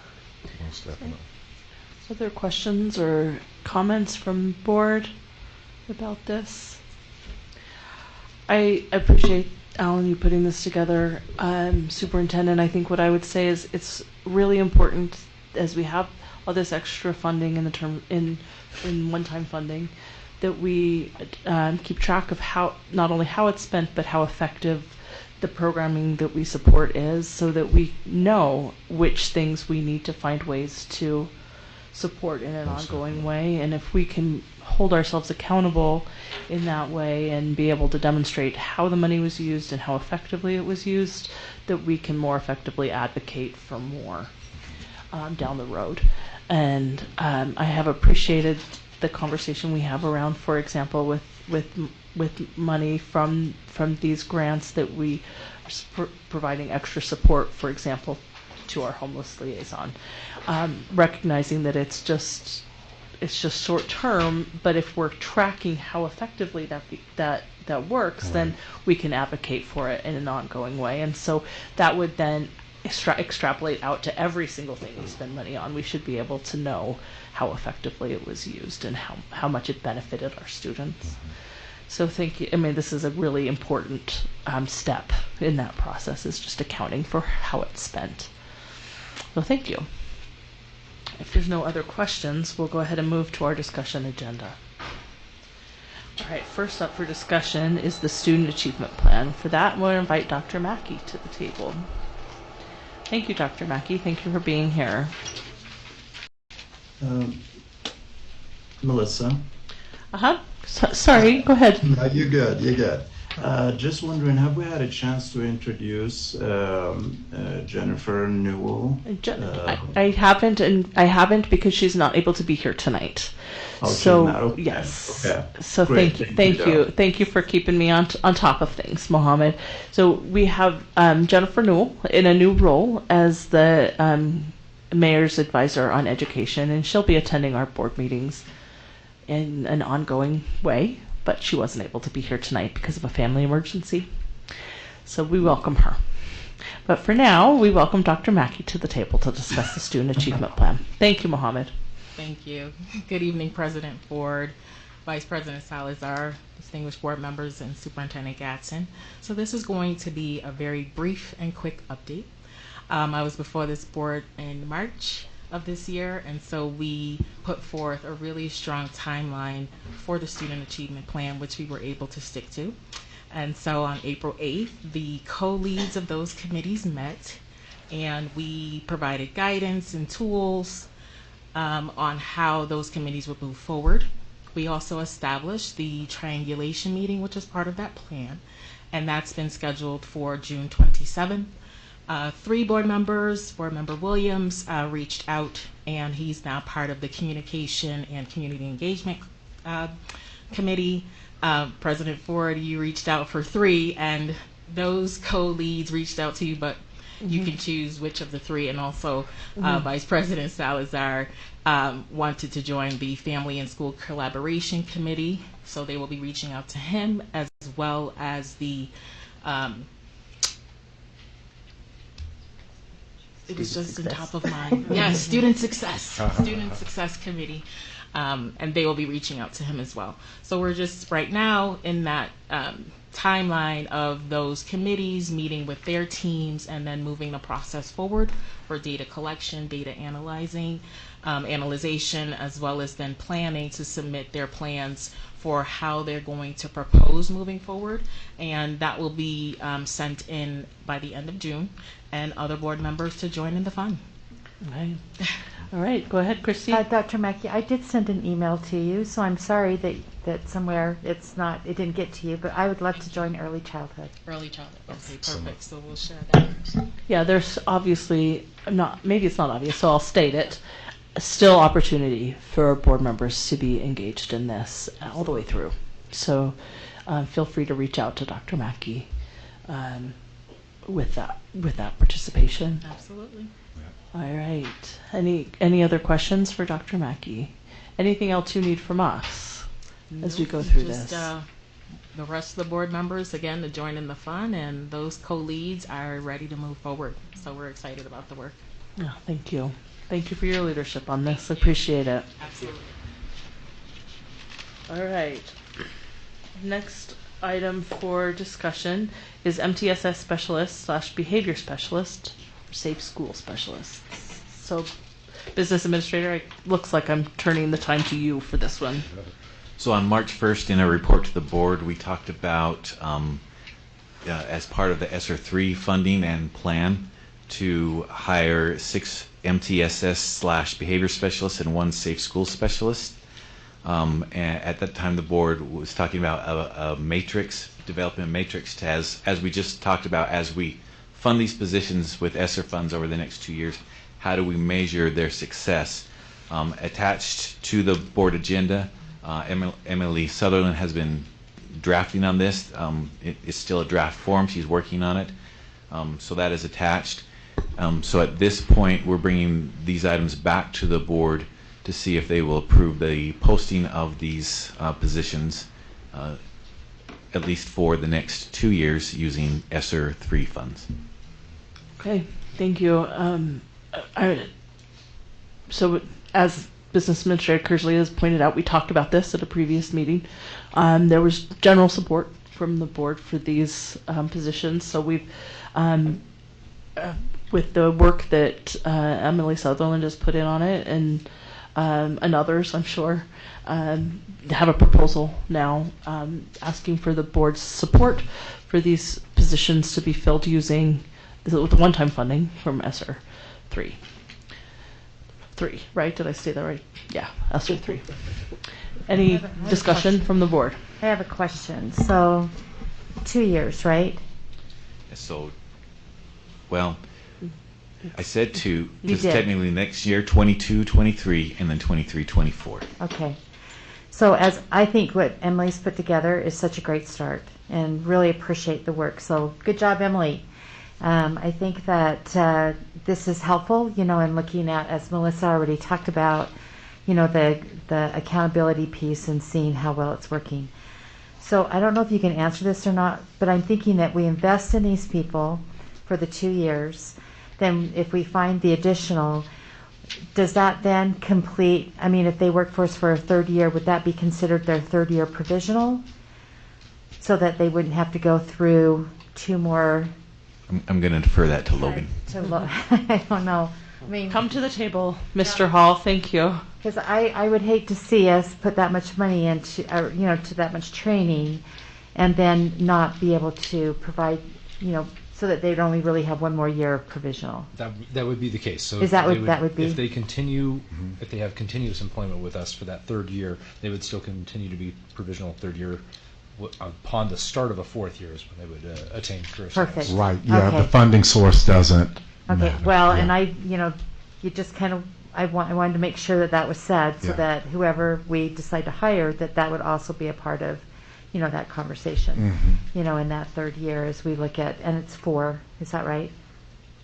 Six Six Well, positions. 7 altogether, 6 MTSS / behavior specialist, and then a separate position of 1 safe school specialist. And I know, Alan, that you told us this, but what is the total amount for all of them? So obviously going to depend on what credentials they bring with them. They'd be a teacher on special assignment. So an average teacher is salary about mid 70,000, and then plus benefits puts us probably just under 100,000 for total for one. For total for 1.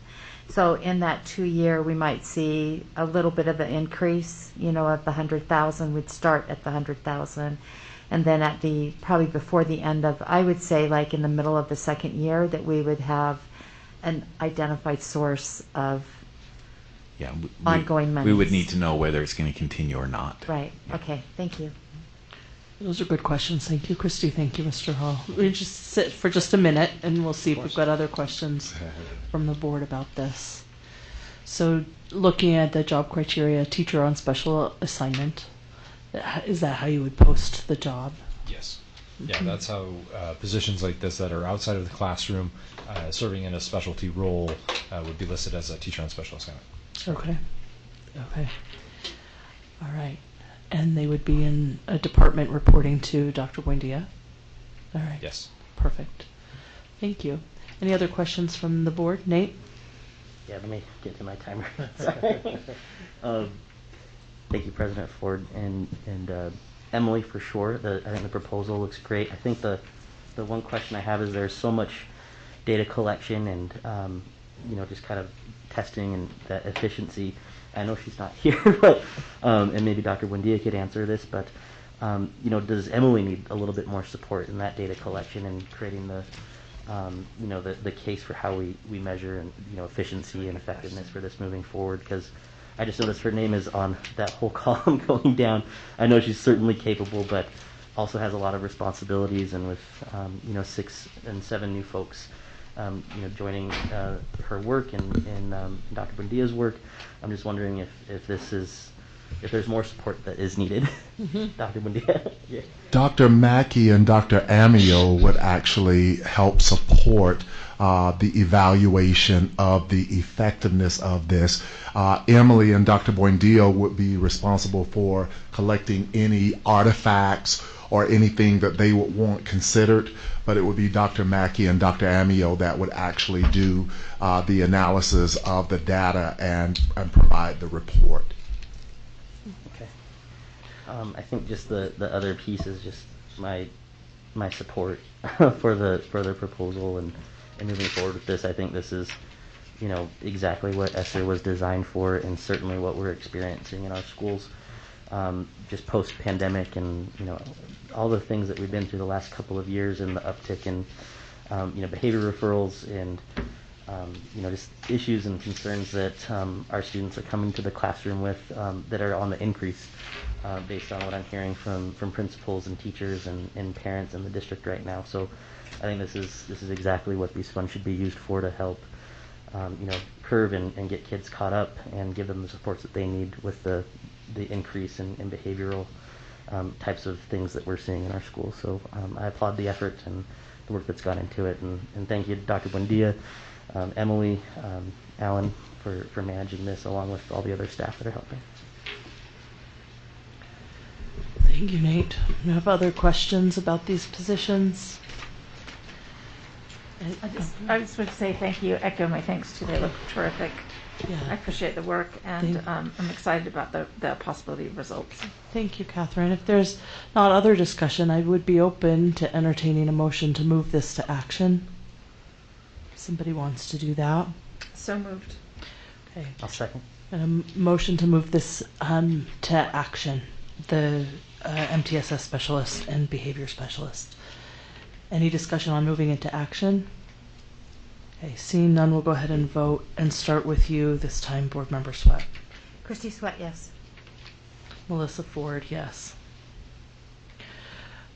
Board Member Bate had to step out for a few minutes for personal reasons, so we'll move directly to you, Nate. Nate Salazar, yes. Catherine Kennedy, yes. Bryce Williams, yes.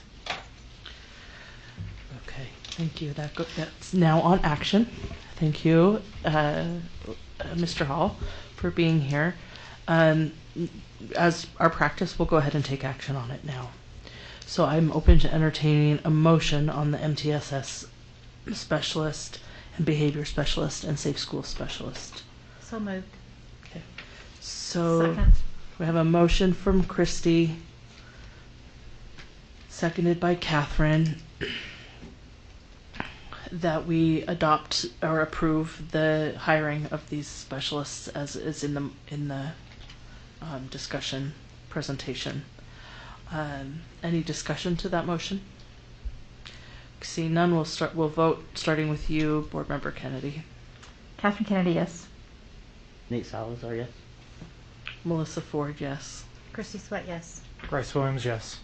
Okay, we'll go ahead and that's approved. Thank you, board members. The next item on our discussion agenda is the Student Fee Corrective Action Plan. And I will turn the time to our business administrator to discuss this. So as noted in the memo attached to the agenda, the district recently had a school fees audit by the State Board of Education's school fees team. One of the findings on there was in relation with Board Rule R277407, which states financial inequities or disproportional impact of fee waivers may not fall inequitably on any one school within an LEA, And B, an LEA that has multiple schools shall establish a procedure to identify and address potential inequities due to the impact of the number of students who receive fee waivers within each of the LEA schools. What we had been doing in the past is with our school allocations, there's some at-risk factors. So schools with higher at-risk factors received additional funds. The auditors did not believe that allocation fully met these rules. So we have two proposals here to help more fully apply those rules that we presented to the auditors, and we're presenting to the board for consideration. The first one is a flat dollar amount of reimbursement to schools per fee waiver. I would recommend we go with number 2, which is a percentage of the fee waivers at each school. As you could have a child on fee waiver, and if they get a flat amount, maybe they play 3 or 4 sports, and so the $50 really wouldn't go very far on a flat fee, but a percentage would help cover all that. Using historical numbers, covering, so 50% for high schools fee waiver dollar amounts and 25% for middle schools. The reason for that is middle schools do receive quite a bit more of at-risk funding per student than a high school does. So that's the reason why we've developed that lower amount. Funding proposal 2 would be the total cost of approximately $300,000 that would be allocated out to the schools based on the dollar amounts of fee waivers that they have. Thank you. I want to also make sure it's clear, and you can correct me if I'm wrong, that this would be additional money allocated to those schools, so we wouldn't be taking away anything they're currently receiving for the allocations for at-risk. We would be adding to it, so this is additional money that the schools would receive. That is correct. Okay. Well, thank you for coming up with this corrective action plan. I'm assuming you've also shared it with the auditor. Yes, and we have sent that approval back for to this the plan. auditors a couple weeks ago. Okay. All right, questions from the board about this, about these?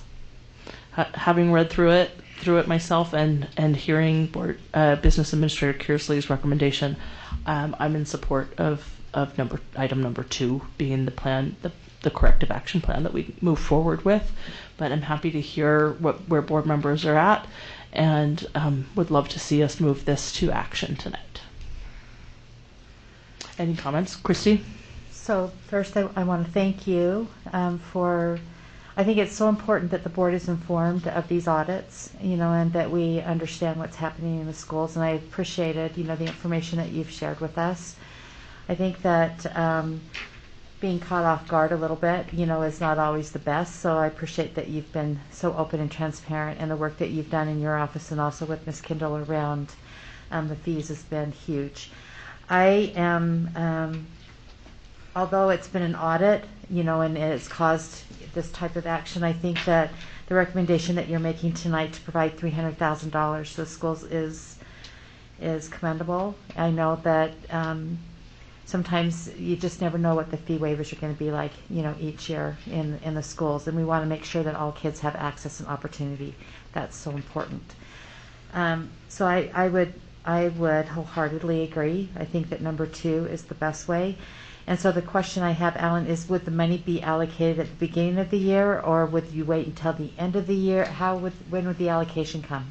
Well, my initial plan is, so like next year we would allocate money based on this year's fee waivers, but I think we need to talk that through with the high school principals to say, because basically they would then have to upfront the money for that year and then get reimbursed the next year, and see how that would really work for them. And if it doesn't, we might have to adjust how the timing of that allocation. It might need to be a quarterly allocation based on, okay, these were the events that happened in the first quarter of the school year, so then we reimburse that quarter, and so forth throughout the year.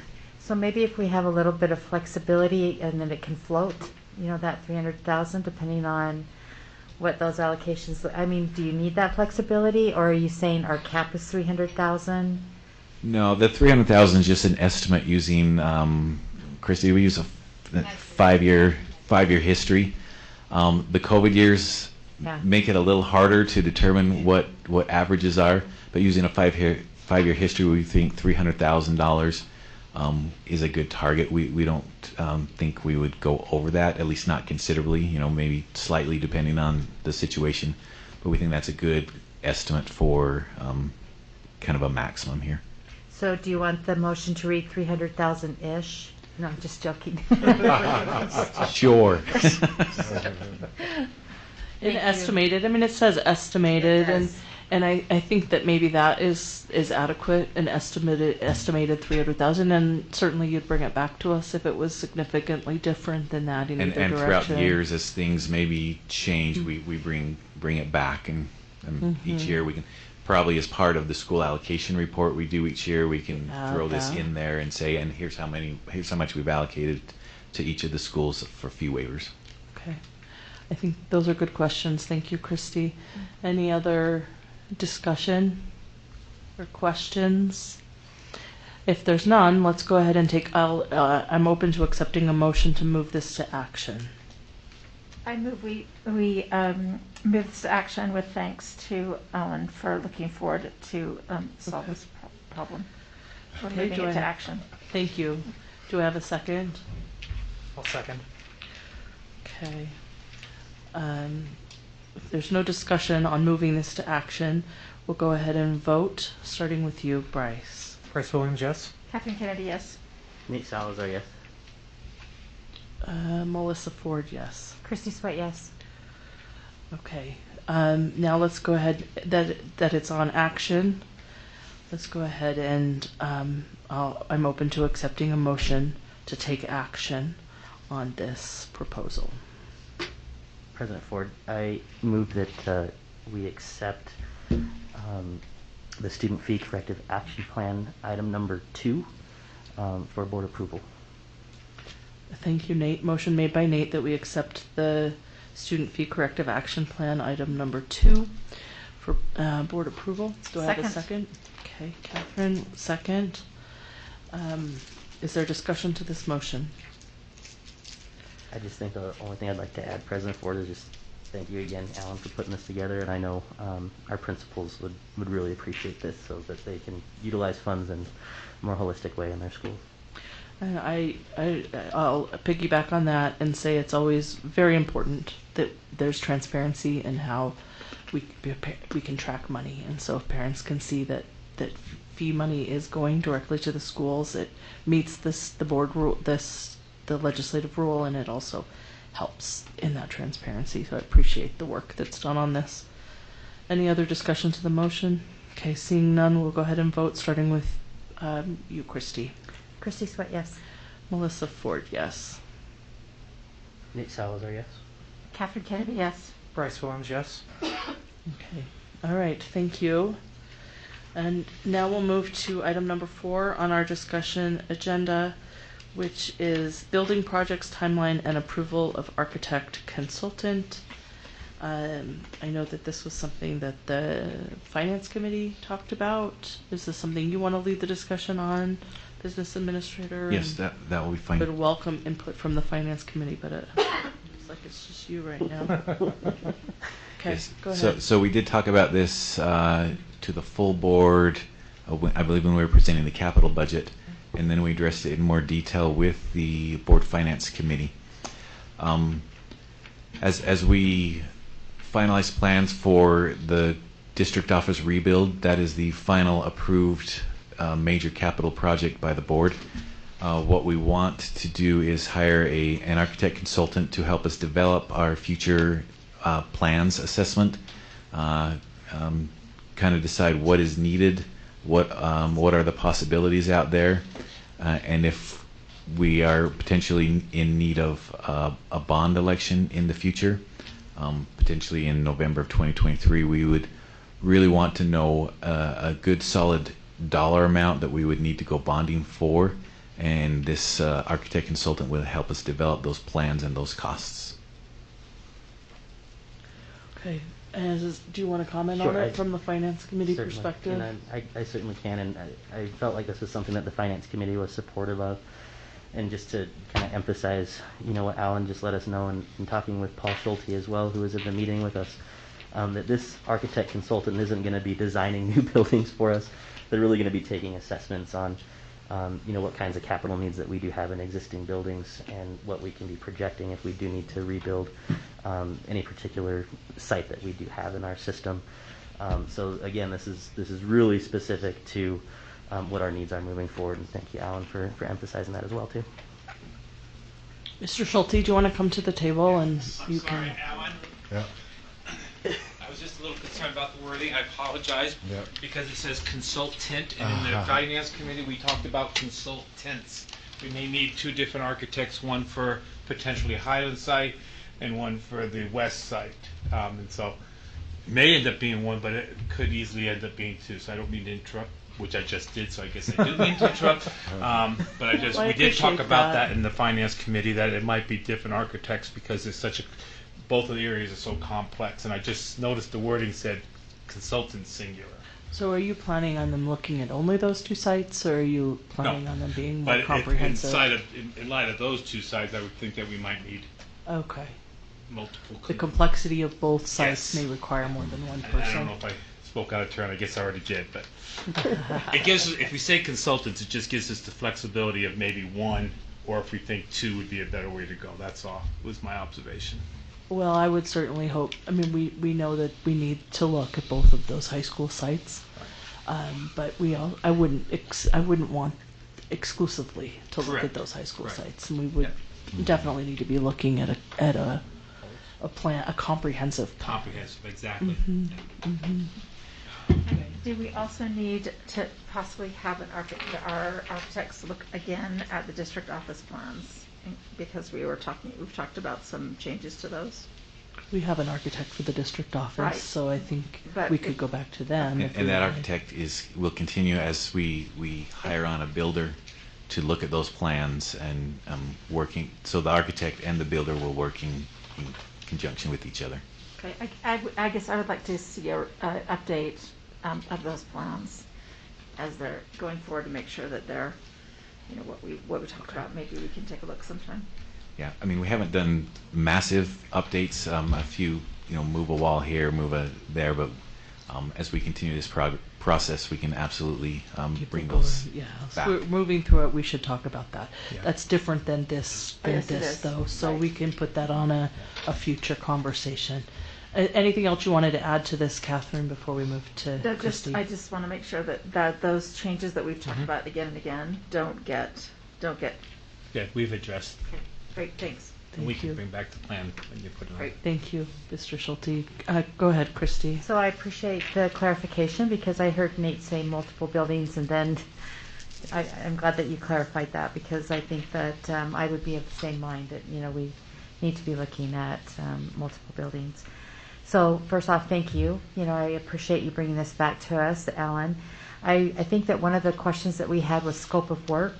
And so when you say assessments of buildings, can you bring that back to the board and just kind of give us an idea, or do you know already, what is it that you want these consultants to be looking at as they make assessments of our buildings? So as we look at our buildings, we want to look at, okay, where could we stage a rebuild?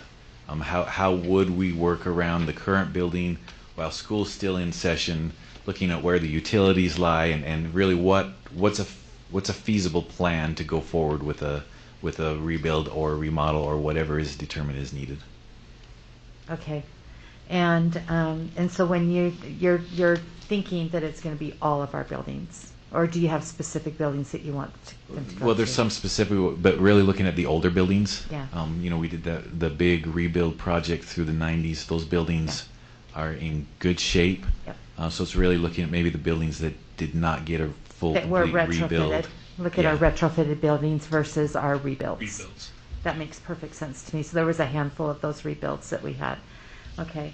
When you talked about the bonding piece, I'm guessing that's in conjunction with Alex, with our financial advisor. So, and as we move forward, so Alex, financial advisor on that, we would also at one point, and we'll come to the board when we're ready, we would need to hire a bond consultant as well. Right. So okay, that makes sense, where you'd have, because I know that there's limitations that we have as a board, of how we talk about the bond.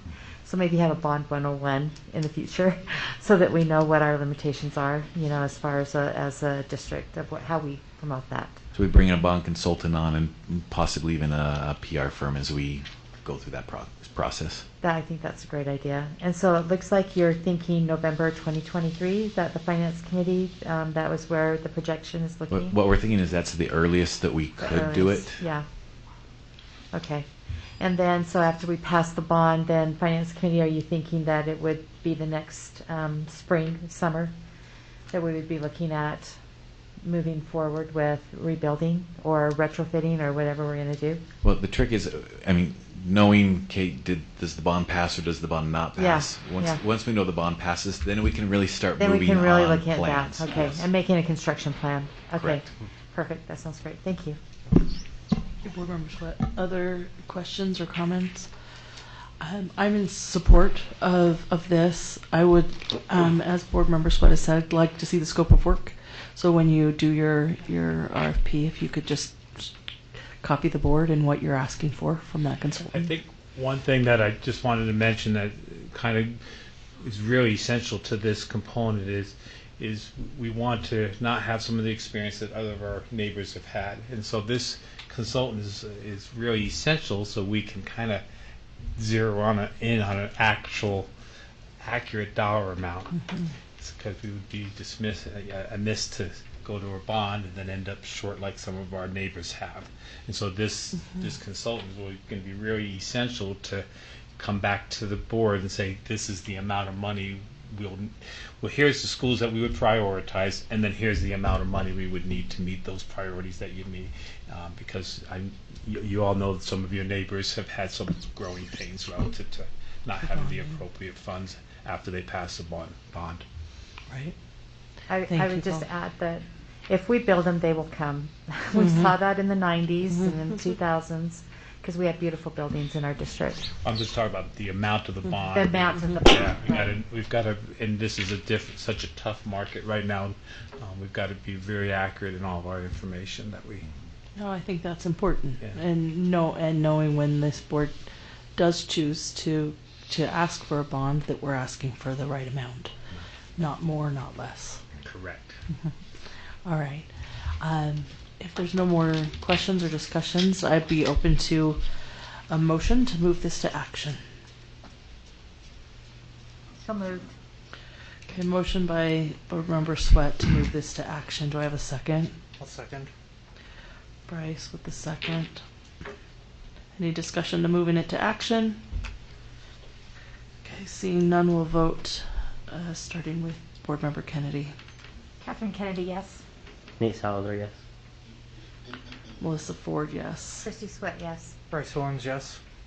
Okay, it's now on action, and we will go ahead and take action on the building project's timeline and approval of architect consultant. Do I have a motion? So moved. Motion by Bryce that we proceed with the architect consultant. Do I have a second? Consultants, yes. I'll second. Consultants. Seconded by Nate. Any discussion to this motion? Seeing none, we'll go ahead and vote, beginning with Board Member Williams. Bryce Williams, yes. Catherine Kennedy, yes. Nate Salazar, yes. Melissa Ford, yes. Christy Sweat, yes. Okay, thank you. That takes care of that discussion agenda item. Thank you, Board. Now we'll move to a discussion about policies. The first one being the B1 Education Board of Education Legal Status, Responsibilities, and Ethics. I want to thank the Board Policy Subcommittee for the work that they do on policies, and would like to turn the time to the Policy Subcommittee to comment on this policy and changes that they've made to it. Does Ms. Kendall come up? Oh, yes, please. Do you want to come sit by me so you can be front and center in the camera? That's all right. Maybe next time. So per a board member request, we added a section to B1, Board of Education legal status and responsibilities and ethics related to a board member request for a financial audit. It's based off of a draft that Business Administrator Kearsley put together for our process.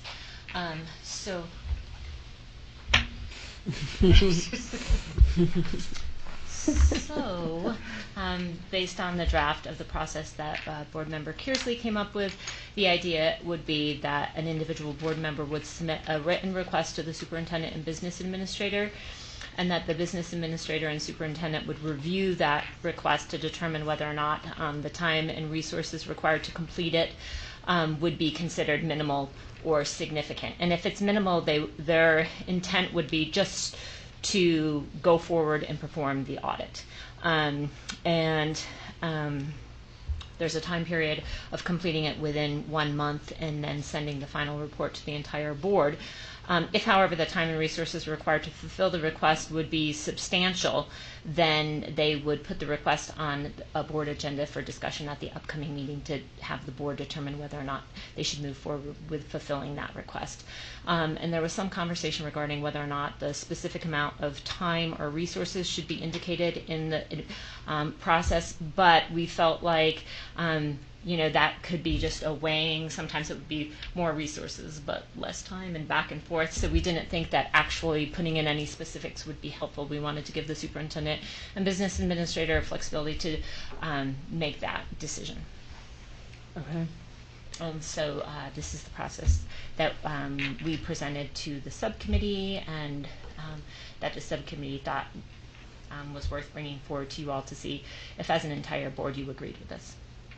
Thank you, Ms. Kendall. Of course. So this reflects a draft that you presented at a previous board meeting. Business administrators, you want to speak to that at all?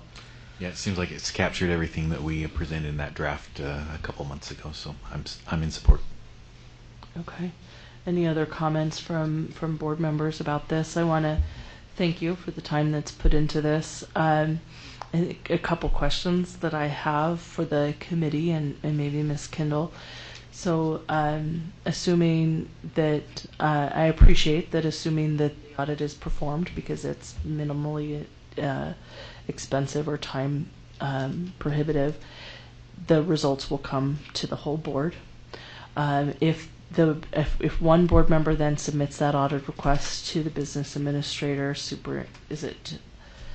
to the superintendent and business administrator, and you determine that it's too much time or too much cost, the path for it to become on a board agenda is what? It goes to the next. It sounds like just to the next meeting. Mm-hmm. So I think the superintendent we just and look business at that. Administrator would put it, whatever bring it at agenda development and have it placed on Okay. the upcoming board agenda. Okay.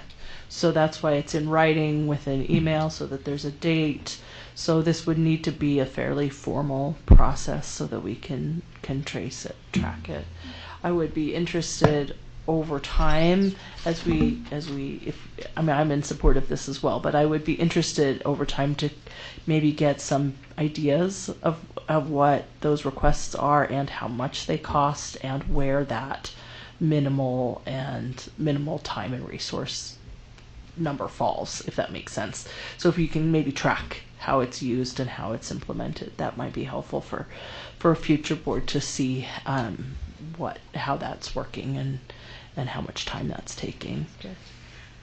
May I add into this a little bit? I think that what I've really appreciated about this conversation around the financial audit is, first, that the board is the fiduciary agents, for the district, and I think it's not always can we all be in the same meetings. There might be something that's raised at a school, or maybe something happens within the district, and if a board member wants to put that request forward, I think that Business Administrator Kearsley has provided a pathway that would allow that board member to do that, but yet it would be a board discussion, and then going forward from there, which is how it should be. Mm-hmm. I think that being the fiduciary agents of this district, that this is a great place for this to be in our policies in B1.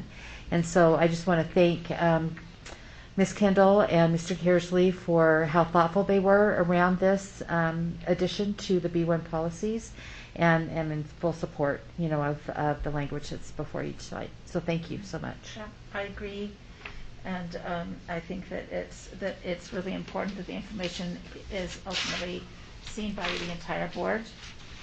But I do think that Board Member Sweat is right, that we may have things that we think are worth investigating, but maybe quick and easy, and then longer ones should require discussion. So thank you. Yeah, I appreciate that. I'm sorry to be the one who's continuing to ask this, because I really am in support. But the question I wonder is from the policy committee's standpoint, why you and maybe we addressed this when you presented this path a few months ago, but why it doesn't go to the finance committee. So if that request goes to the business administrator. It absolutely could. This is just what Mr. Kersley put forward to us. And so I think that if we wanted to, it's before the board for discussion tonight. And so if the board wanted to see it go into the finance committee also, I think that would be something that I'd like to hear from, Business Administrator Kersley and the superintendent. Because that's why it's here tonight, is if you feel like it needs additional pieces in it, or, whatever. I would suggest that both for time, for efficiency and time, because the finance committee meets 5 times a year.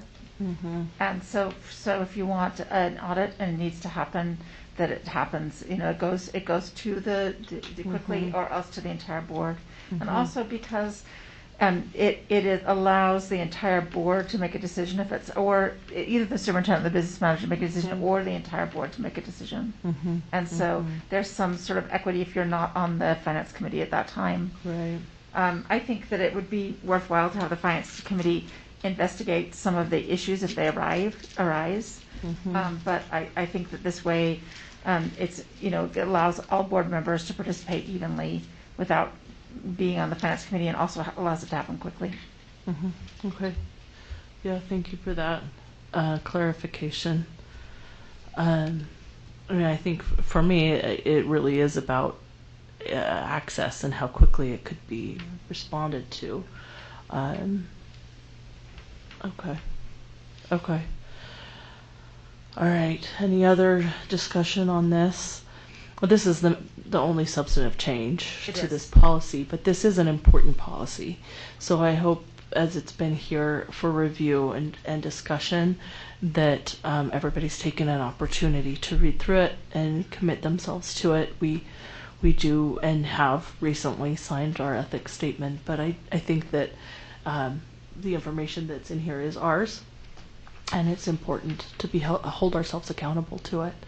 So thank you to the policy subcommittee for their work on that, and to business administrator. You were asked to come up with a pathway for this, and I'm in support of this being added to our So President policy. Ford, one of the things that we could consider tonight, would be fine to move it to action, but this is really one of our very first readings, that we could do a second reading, give everyone the opportunity to look at it. If they did want to make any additions to it, that it could be brought, to our next meeting and then put on, forward onto the action agenda.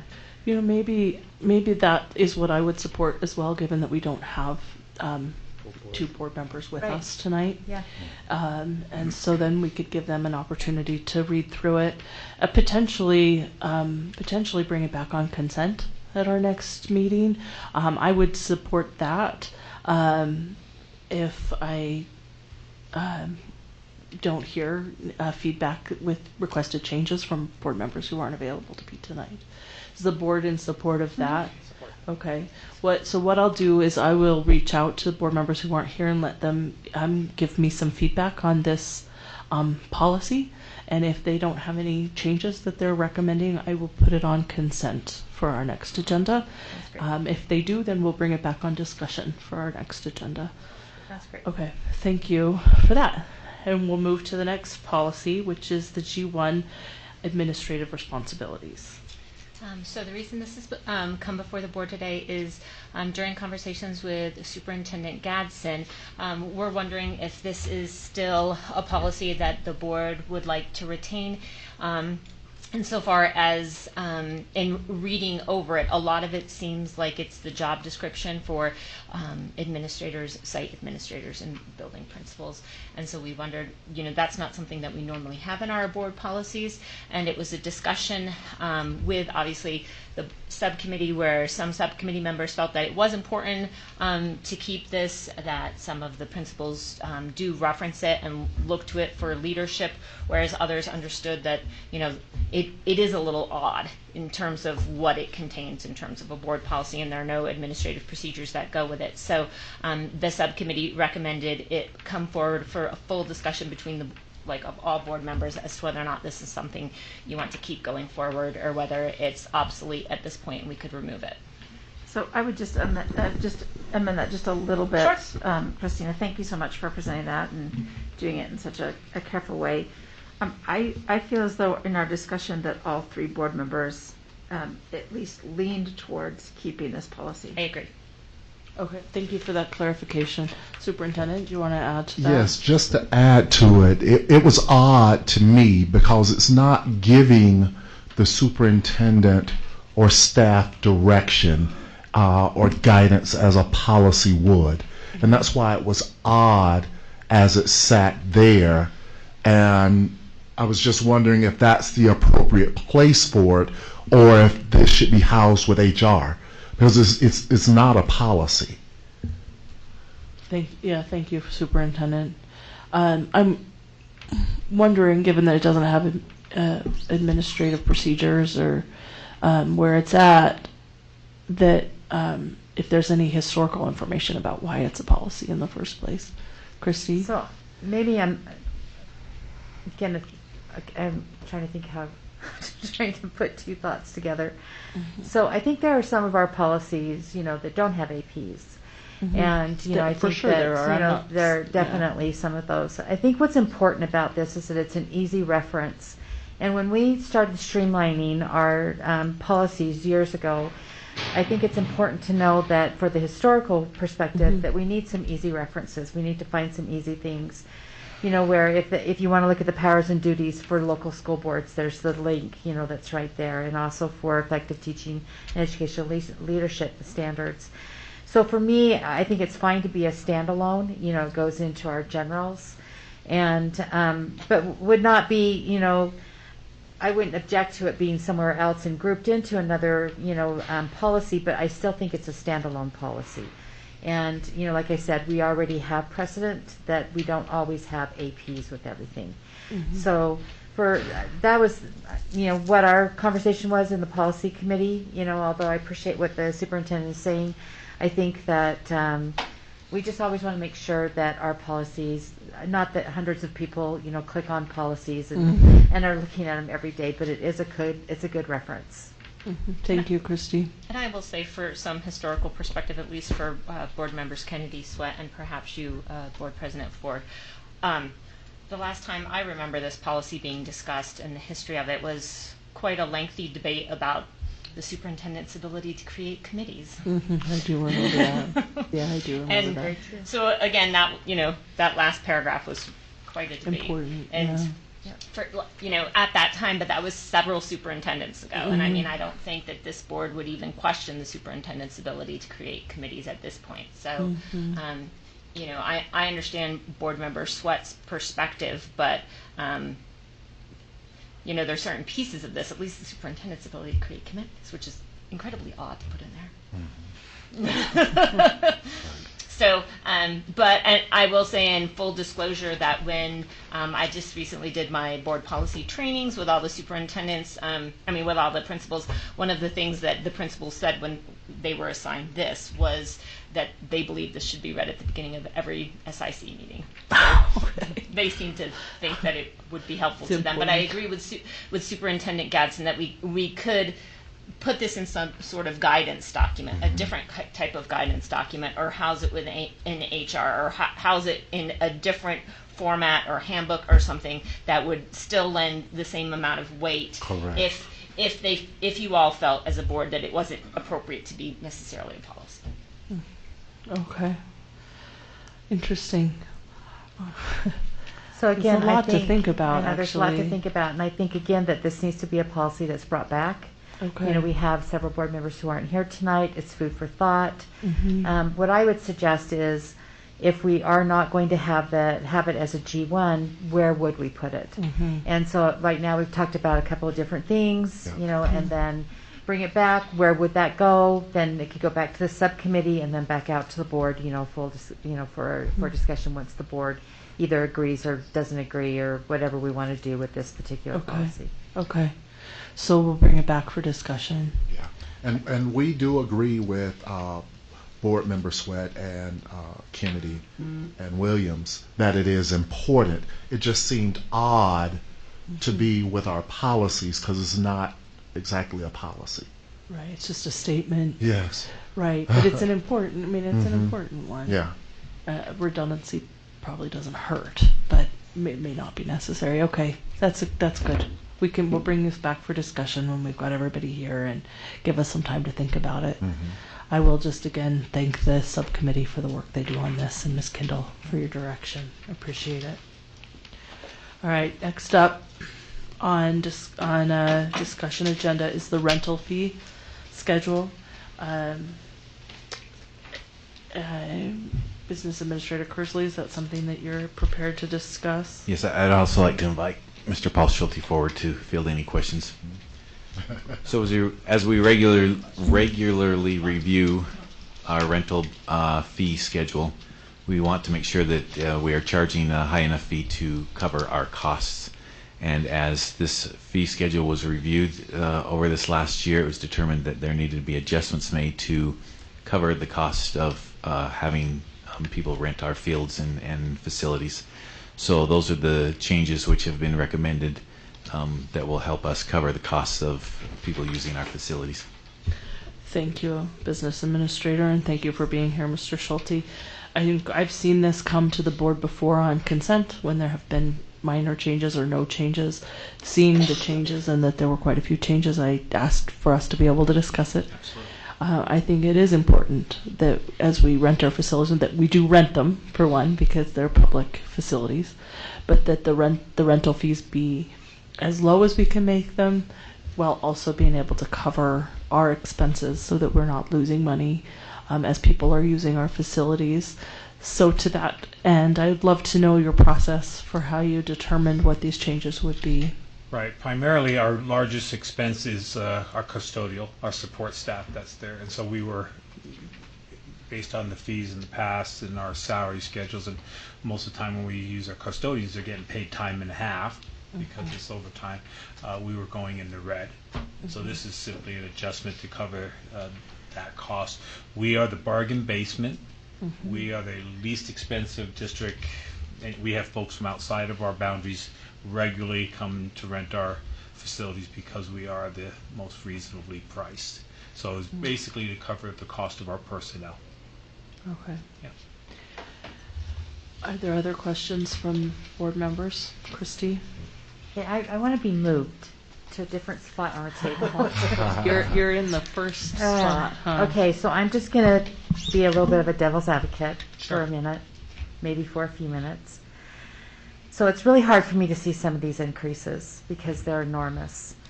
And, you know, when you say outside of our boundaries, could we not eliminate that? Because we're not obligated to rent to people outside of our district. You know, so I would rather us, you know, look into something like that. But to tell you honestly, these are public lands.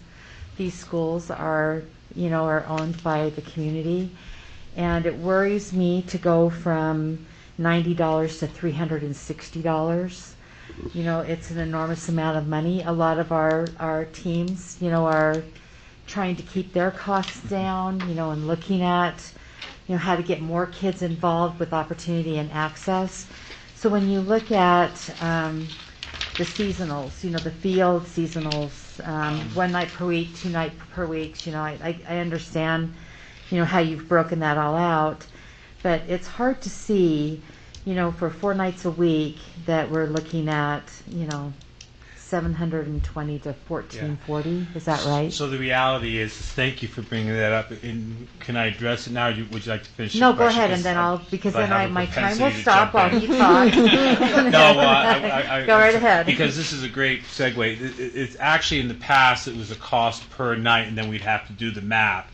So though it looks enormous, the process has changed, and so the increase, particularly for fills, is minimal. So if someone's renting a fill for an entire season for multiple nights, the cost is minimal, and it wasn't this was relative to the outside fills. This change was actually for our convenience, so we didn't have to do a lot of math. But for those folks, it appears like there's a large, but that 45 and things like that would have been cost per night over time. So their cost really isn't that great of an increase for using the fields. The larger increase is for when you get indoors, because outdoors we don't need to use custodians much. So I apologize for not attaching a memo to explain the difference. So I can assure you, having done this now for almost 8 years, that there's not going to be a team that this is going to put a significant impact on. It's the cost for outdoor fields. It's almost a wash. It's very, very minimal. So it's just it's a process change more than anything. It's just helping us to do the math quicker, and it's also much more convenient for the team. They know $1 what the figure is. If I'm going to go 2 nights, 1 night, 3 nights, and rather than do this complex math that was always we felt like we were chasing it down a bit. So I apologize for the way I presented it. It was presented poorly, and I should have articulated that better. Okay. I mean, that helps a little bit. Yeah. But so when I get phone calls, I'm going to be saying, call Paul Schulte, please, and he'll walk you through this. Yeah. Because right now the way our rentals are done are at the schools, and so it's this is mostly for elementary. So this is where we get our biggest turnaround, is the use of our elementaries, and the folks that we work with at the elementary are veterans. They've been doing this. Forever. I could name them by first name, and we have a great relationship with them. And we actually solicited some of our regulars if this would be easier, and they were very pleased with. I just know what the figure is for the year. Okay, and so then I appreciate that. I do. Can you talk a little bit about why we're going from 100 participants to 50 participants? And that's in your notes at the end. It's number 5. Yes, I'm sure I can.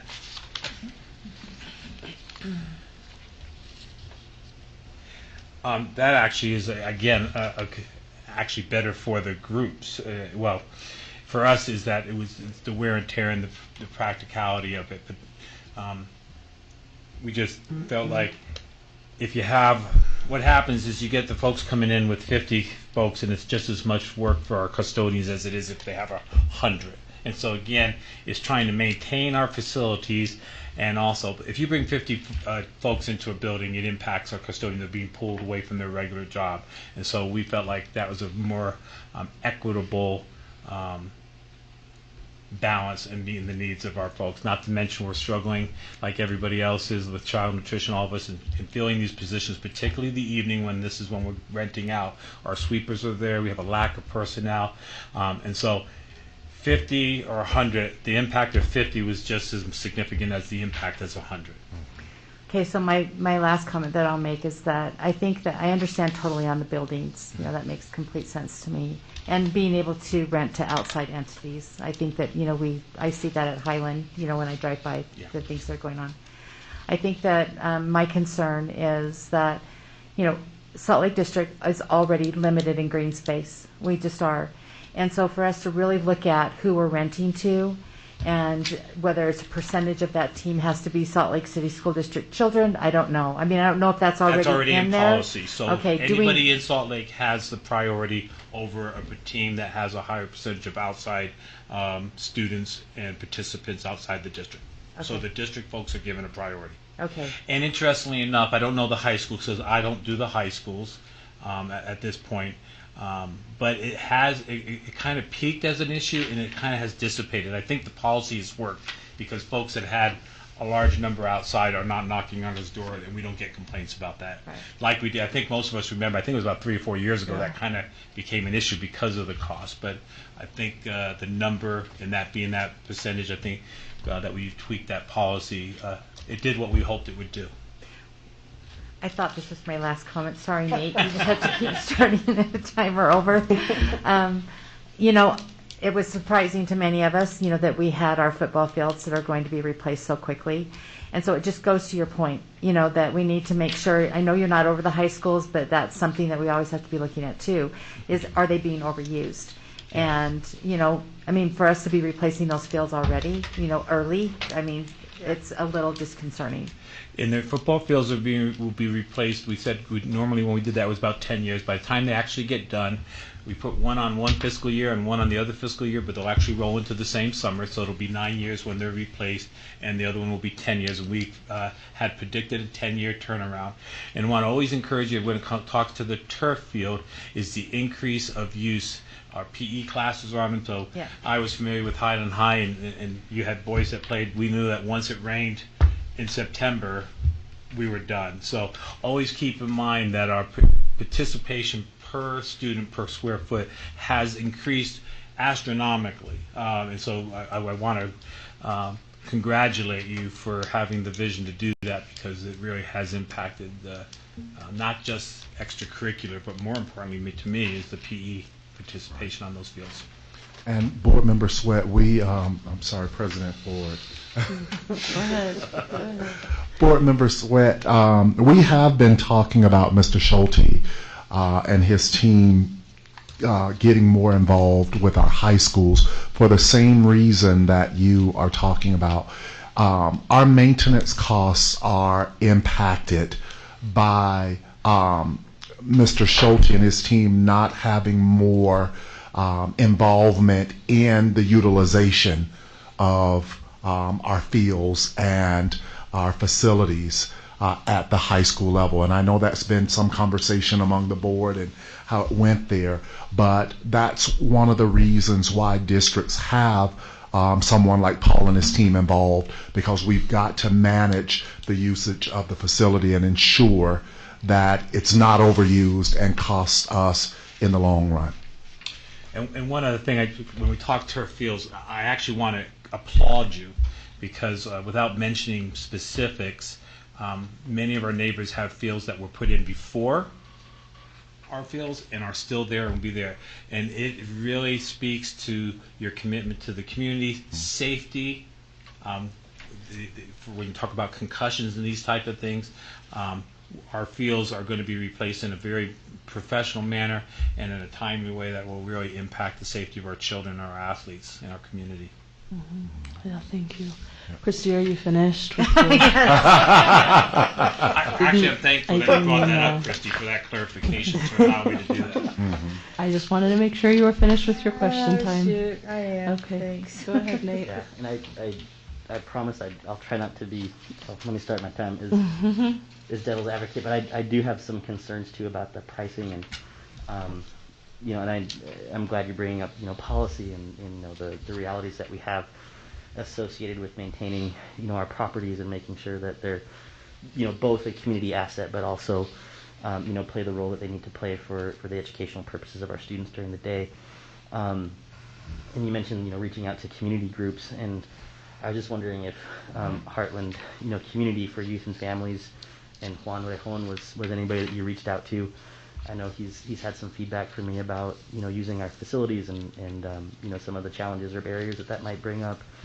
And the only reason I bring that up is because not only is there the safety component that you brought up about having quality fields and places for students to interact and engage, but I think there's a community aspect to this as well that is so powerful, especially in neighborhoods where we might have higher crime rates, knowing that our you know, green spaces can be used as community gathering spaces, could be a potential of reducing crime in some of our neighborhoods.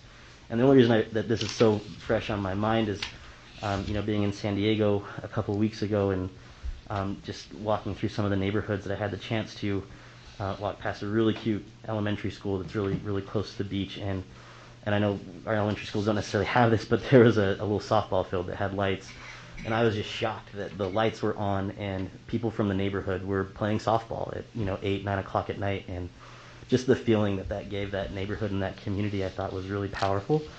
And I think we could, you know, potentially replicate some of that, especially if it's a benefit for not only our students that live within those schools and those boundaries of those schools or in those neighborhoods, but also making sure that we're advocating for really high quality programs that I think have a big impact on our students outside of our classroom, outside of our schools. So I do have some concerns because I know pricing has been probably one of the biggest barriers for organizations like Heartland, and just wondering what else we might be able to do, or what kinds of partnerships we might be able to create to make sure that our students are not only benefiting during the school day, but also in the evening as well outside of the classroom. Thank you, Nate, for asking that question. It brings up a segue to what I think is we want to recognize in our district is that we have a policy that allows for the cost to be waived, and that is done regularly. Okay.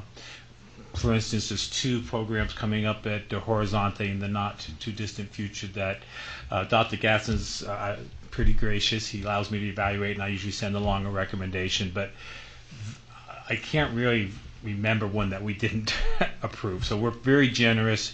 For any nonprofit can have their fees waived, and my administrative assistant walks them through the process, and they're good to write me a letter and outline it, and I'll usually evaluate it. And as long as they have a good track record and have left things in good condition, and I can only think of one in the last 7.5 years that weren't good stewards of the position. So that we have a mechanism in policy to allow for us to help groups just like you've articulated. And if there's any confusion or anything, I invite you to always ask them to reach out to me. I'll walk them through the process. Got it. Thanks, Paul. Thank you, Paul. Other questions or comments? I would just weigh in on this. I mean, having heard from community over many years on this, and Paul knows because we've talked about it, having high school athletic directors manage the rental is probably not an ideal solution. It adds to their workload substantially, I think, but they're also on site in a way to know how the facilities are being and when they're being used. And there was a time when we had more requests for field use than we had fields. I don't know if that's still the case, but and then we would have community members drive by and say, well, nobody's using it. We weren't allowed to rent it, but nobody's there, and Paul's not able to be everywhere at once. He seems like you can be. You're pretty amazing, but having that person on the site was helpful to make sure that they were being used and not overused, but not underused either, because space is limited. Right. And so if we say that a team or a community group can't use it because it's already been rented or it's being used, it should be being used at that time. Yep. So I think that that's important. Yeah, and just as a historical point of view, whenever the rental for the high schools came through our department, we took the lead from the high schools. Mm-hmm. So whatever happened was whatever the high school told us to do. Mm-hmm. So the system, I have a great relationship with all the athletic directors. I know you do. Work closely with them. But historically, we didn't rent it or not rent it only based on what the athletic directors told us to do. Mm-hmm. And so if there were misunderstandings, it was that. Yeah, it was just a timeliness thing. Yes. It was just what's happening today, which is what you couldn't know. Mm-hmm. So I'm very open thoughtful to here, and would just appreciate any consideration you give to it. So if there's other discussion, I'm open to that. I'm in support of this. I mean, you never like to see a fee increase that might impact community members being able to access or groups being able to access it, but I am sensitive to how generous the district has been with the use of our facilities and keeping things open and allowing access, and I hope that that continues to be the case because it is public property. So I'm in support of these changes and would be open to accepting a motion to move this to action. Unless there's more discussion. So moved. Okay. So Catherine's moved that this rental fee schedule be moved to action. Do I have a second? I'll second. Okay, Bryce has seconded it. Any discussion to moving this to action? We don't discuss that, do we? Not to moving it to action. Okay, let's go ahead and vote. This one begins with, I lose track. Catherine. Catherine Kennedy, yes. Nate Salazar, yes. Melissa Ford, yes. Christy Sweat, yes. Bryce Williams, yes. Okay. Having moved it to action, let's go ahead and take action on the rental fee schedule. I'm open to accepting a motion on the rental fee schedule.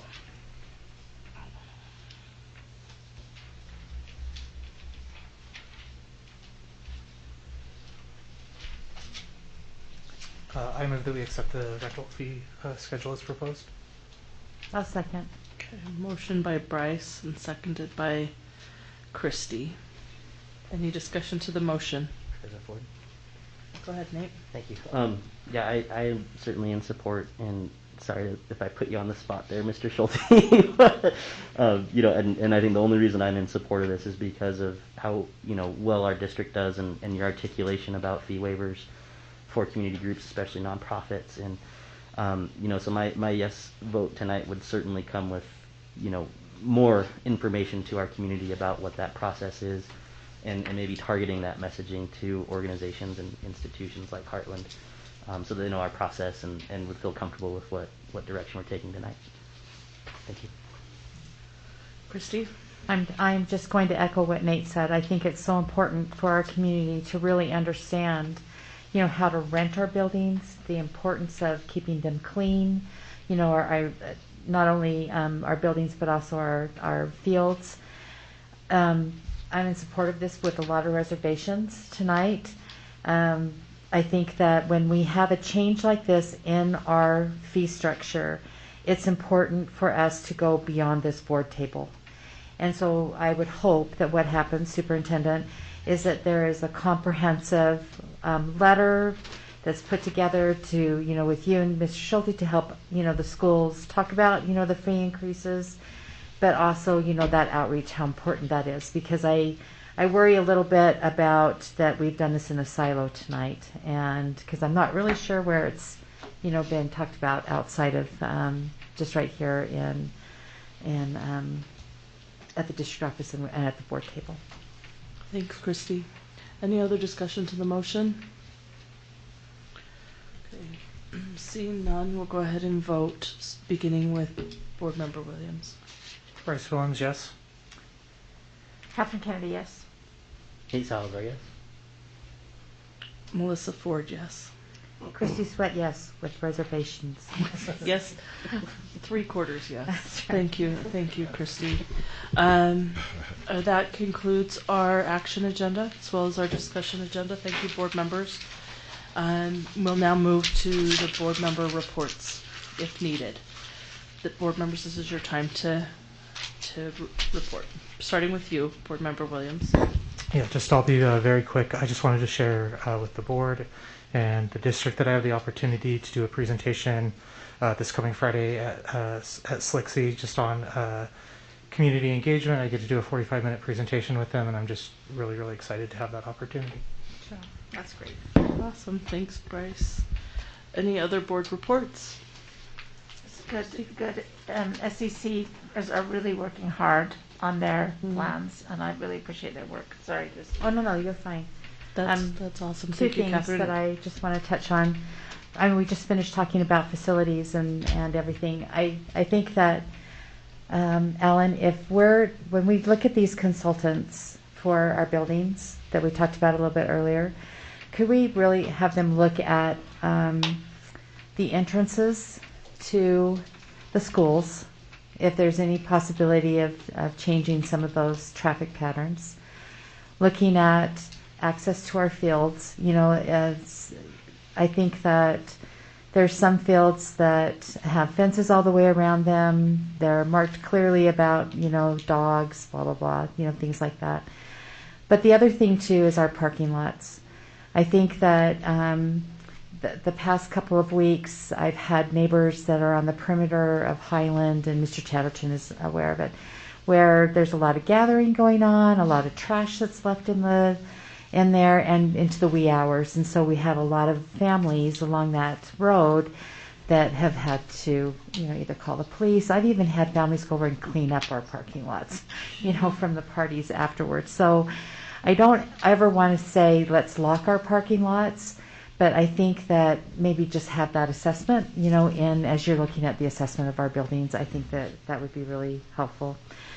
And then I'm so glad that Dottie's here tonight, because I'm just gonna, if your ears weren't burning the other night, Dottie, last week, I had such a great conversation with, in San Diego about Dottie's bill and talking about student involvement.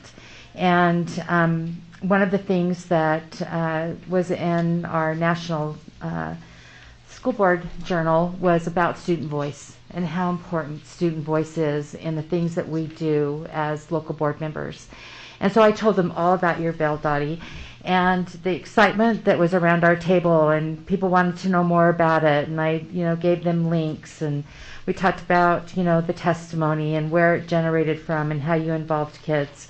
It was in our state where we value children and we have more children per capita, that the student voice is so important. So keep at it. There's lots of people that are interested in what you're doing and what you're campaigning and talking about bringing that voice, to the table when we elect local school board members. And I just was so proud that I had that opportunity, to talk about you on a national level. And so, it's just keep up the good work. Thank you. Thank you, Christy. Do I have other board reports? Welcome, Mohammed. Thank you for being with us. Do you have a board member report that you'd like to give tonight? Yes, finally I ate something, so hopefully I can sleep after this. All right, so first of all, Ramadan Kareem and happy Ramadan to all of the Muslims in our communities and across the state of Utah. And pray that this month will be a month of peace and tranquility as we continue in our lives. And second is, I heard about phone usage, by students in schools, and I really, as a board, we need to reevaluate that. And we all have heard,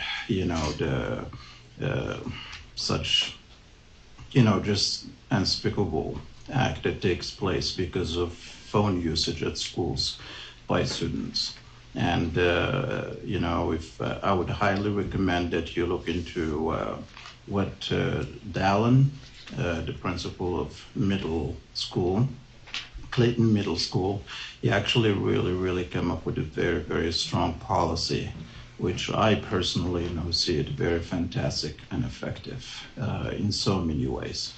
And also it goes without saying that, we had a great time in San Diego, really. So learned so much. It was fantastic to meet new people and establish some new connections. It was a great time. And also just would like to express my sincere thanks to Dr. Gadsden and Alan for their leadership and everything that, you two are doing in continuing to drive or move on, keep on this bus moving on. So thank you, and I appreciate every one of you here. Thank you. Thanks, Mohammed. Any other board reports, Nate? No, just echo, the sentiments about, the School Board Association conference that we had a chance to attend. And, I think I learned a lot of really good things. I had a great time making connections with, everybody that was there, and engaging with colleagues that I've met in only one because of the pandemic in Philadelphia. So we've missed a couple of conferences through the pandemic, but it was really nice to catch up with a number of folks, especially from the Hispanic Council, that I've been able to develop relationships with. But I would love for the board to consider, maybe spending some board time or time in an upcoming retreat to talk about some of the things that we learned, and how we might be able to apply them to the work that we do here in Salt Lake and with our board and within our district. I think that'd be a really great opportunity for us, and certainly display to the community that that those trainings and the opportunities that we have to attend conferences as elected officials are worthwhile and meaningful for our students in the community. So if the board's in support of that, I would love to carve out some time in future meetings to be able to do that. That's awesome. Thanks, Nate. Dottie, do you have anything you'd like to add? Oh no, I was just like straightening out the microphones. Well, I really appreciate you being here and staying with us. It's yeah. above and beyond, and you represent us very well. And thank you for being here. And please feel free to let us know what you've got on your mind and what you'd like us to be thinking about. But I'm super proud of you, how you represent us. It's awesome. Thank you for having me. All right, thank you, board members. I appreciate all the good work that you're up to. I routinely hear positive comments about your participation in your school SECs and your community, so thank you. Superintendent, do you have a report? Yes, I just want to stress the importance of student voice, as Board Member Sweat was explaining. One of the largest school districts in the United States currently has students who have walked out because there was a recent superintendent search and the students felt their voice was not included in the selection of the superintendent. And so Dottie's bill is extremely important and is a model. And it's saying that our students want to exercise their civic duty and be involved. They want their voice heard. So I applaud you. And I know the students in this school district would applaud you because they are exercising their right to walk out because they don't feel they were a part of a very important decision in their school district. So thank you for that, Dottie. Also, I'd like to just put out there that we are looking for some great teachers and great paraprofessionals to work summer school. I will tell you that there is a change this year in summer school. I am very cognizant of the fact that we're using ESSER dollars to address student learning. And while we have typically had across our district about 1,000 students or a little more participating in our summer activity, we have identified, if we look at our lowest 35%, and every school has students in that lowest 35%, over 8,000 students that have strong academic need to be in summer school. And that's why we have made some of the changes that we did, and the ESSER dollars are providing us with an opportunity to really service those students. We welcome all students, and all students have an opportunity to participate in summer school. But something that is concerning to me, and I'd like to just put it in my report, is I'm hearing of some parents turning down ESY services because they would rather participate in our full day program for our students. And I want to say that as a district, it is our responsibility to provide the enrichment opportunities for our students. And I just don't want parents foregoing that support of ESY because they might feel their children are going to miss out on that evening enrichment opportunity. We will make it happen. We will make it work for our students, but I don't want parents to give up the services that their children are entitled to and need if they were identified for our extended school year program. And I just wanted to state that publicly. We will make a way for students to participate in enrichment. You do not have to deny or give up your child's eligibility to participate in ESY. Again, we welcome all students to attend. We are strongly encouraging the parents of those 8,000 students that have been identified to participate in summer school.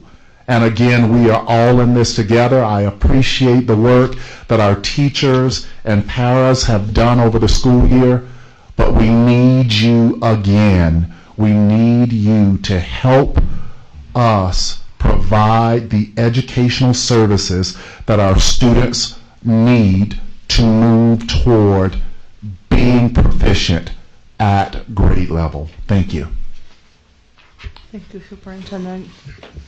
All right, and that concludes our stated agenda, but before we adjourn, I'd like to entertain a motion for the board to convene a closed executive session for the purpose of discussing character Sorry, and Melissa. competence. Uh-huh. Oh, yeah, just one last thing, we want our trans student to know that they are in a district where they feel loved, welcome, and they are not excluded in any way whatsoever, and they need to understand that we are behind them, and we want to let their parents as well and their families know that they have a support of our district, and this is a place where they can feel welcome, feel home, and feel loved as well. Thanks, Mohammed. All right. Before we adjourn, I'd like to entertain a motion to convene a closed executive session for the purpose of discussing character and competence of personnel. So moved. Do I have a second? Second. Okay. A motion and a second by Bryce. We'll start with Board Member Sweat. Christy Sweat, yes. Melissa Ford, yes. Mohammed, yes. Nick Oliver. Captain Kennedy, yes. Bryce Williams, yes. Okay, thank you. So that will convene the public meeting of the board, and we'd like to thank everybody for being here tonight and participating with us, and excuse you to go home, be with your families. Thank you. Okay. Thank you. Tiffany Hall. Tiffany Hall. Awesome, thank you. Tiffany, those are the ones for contests.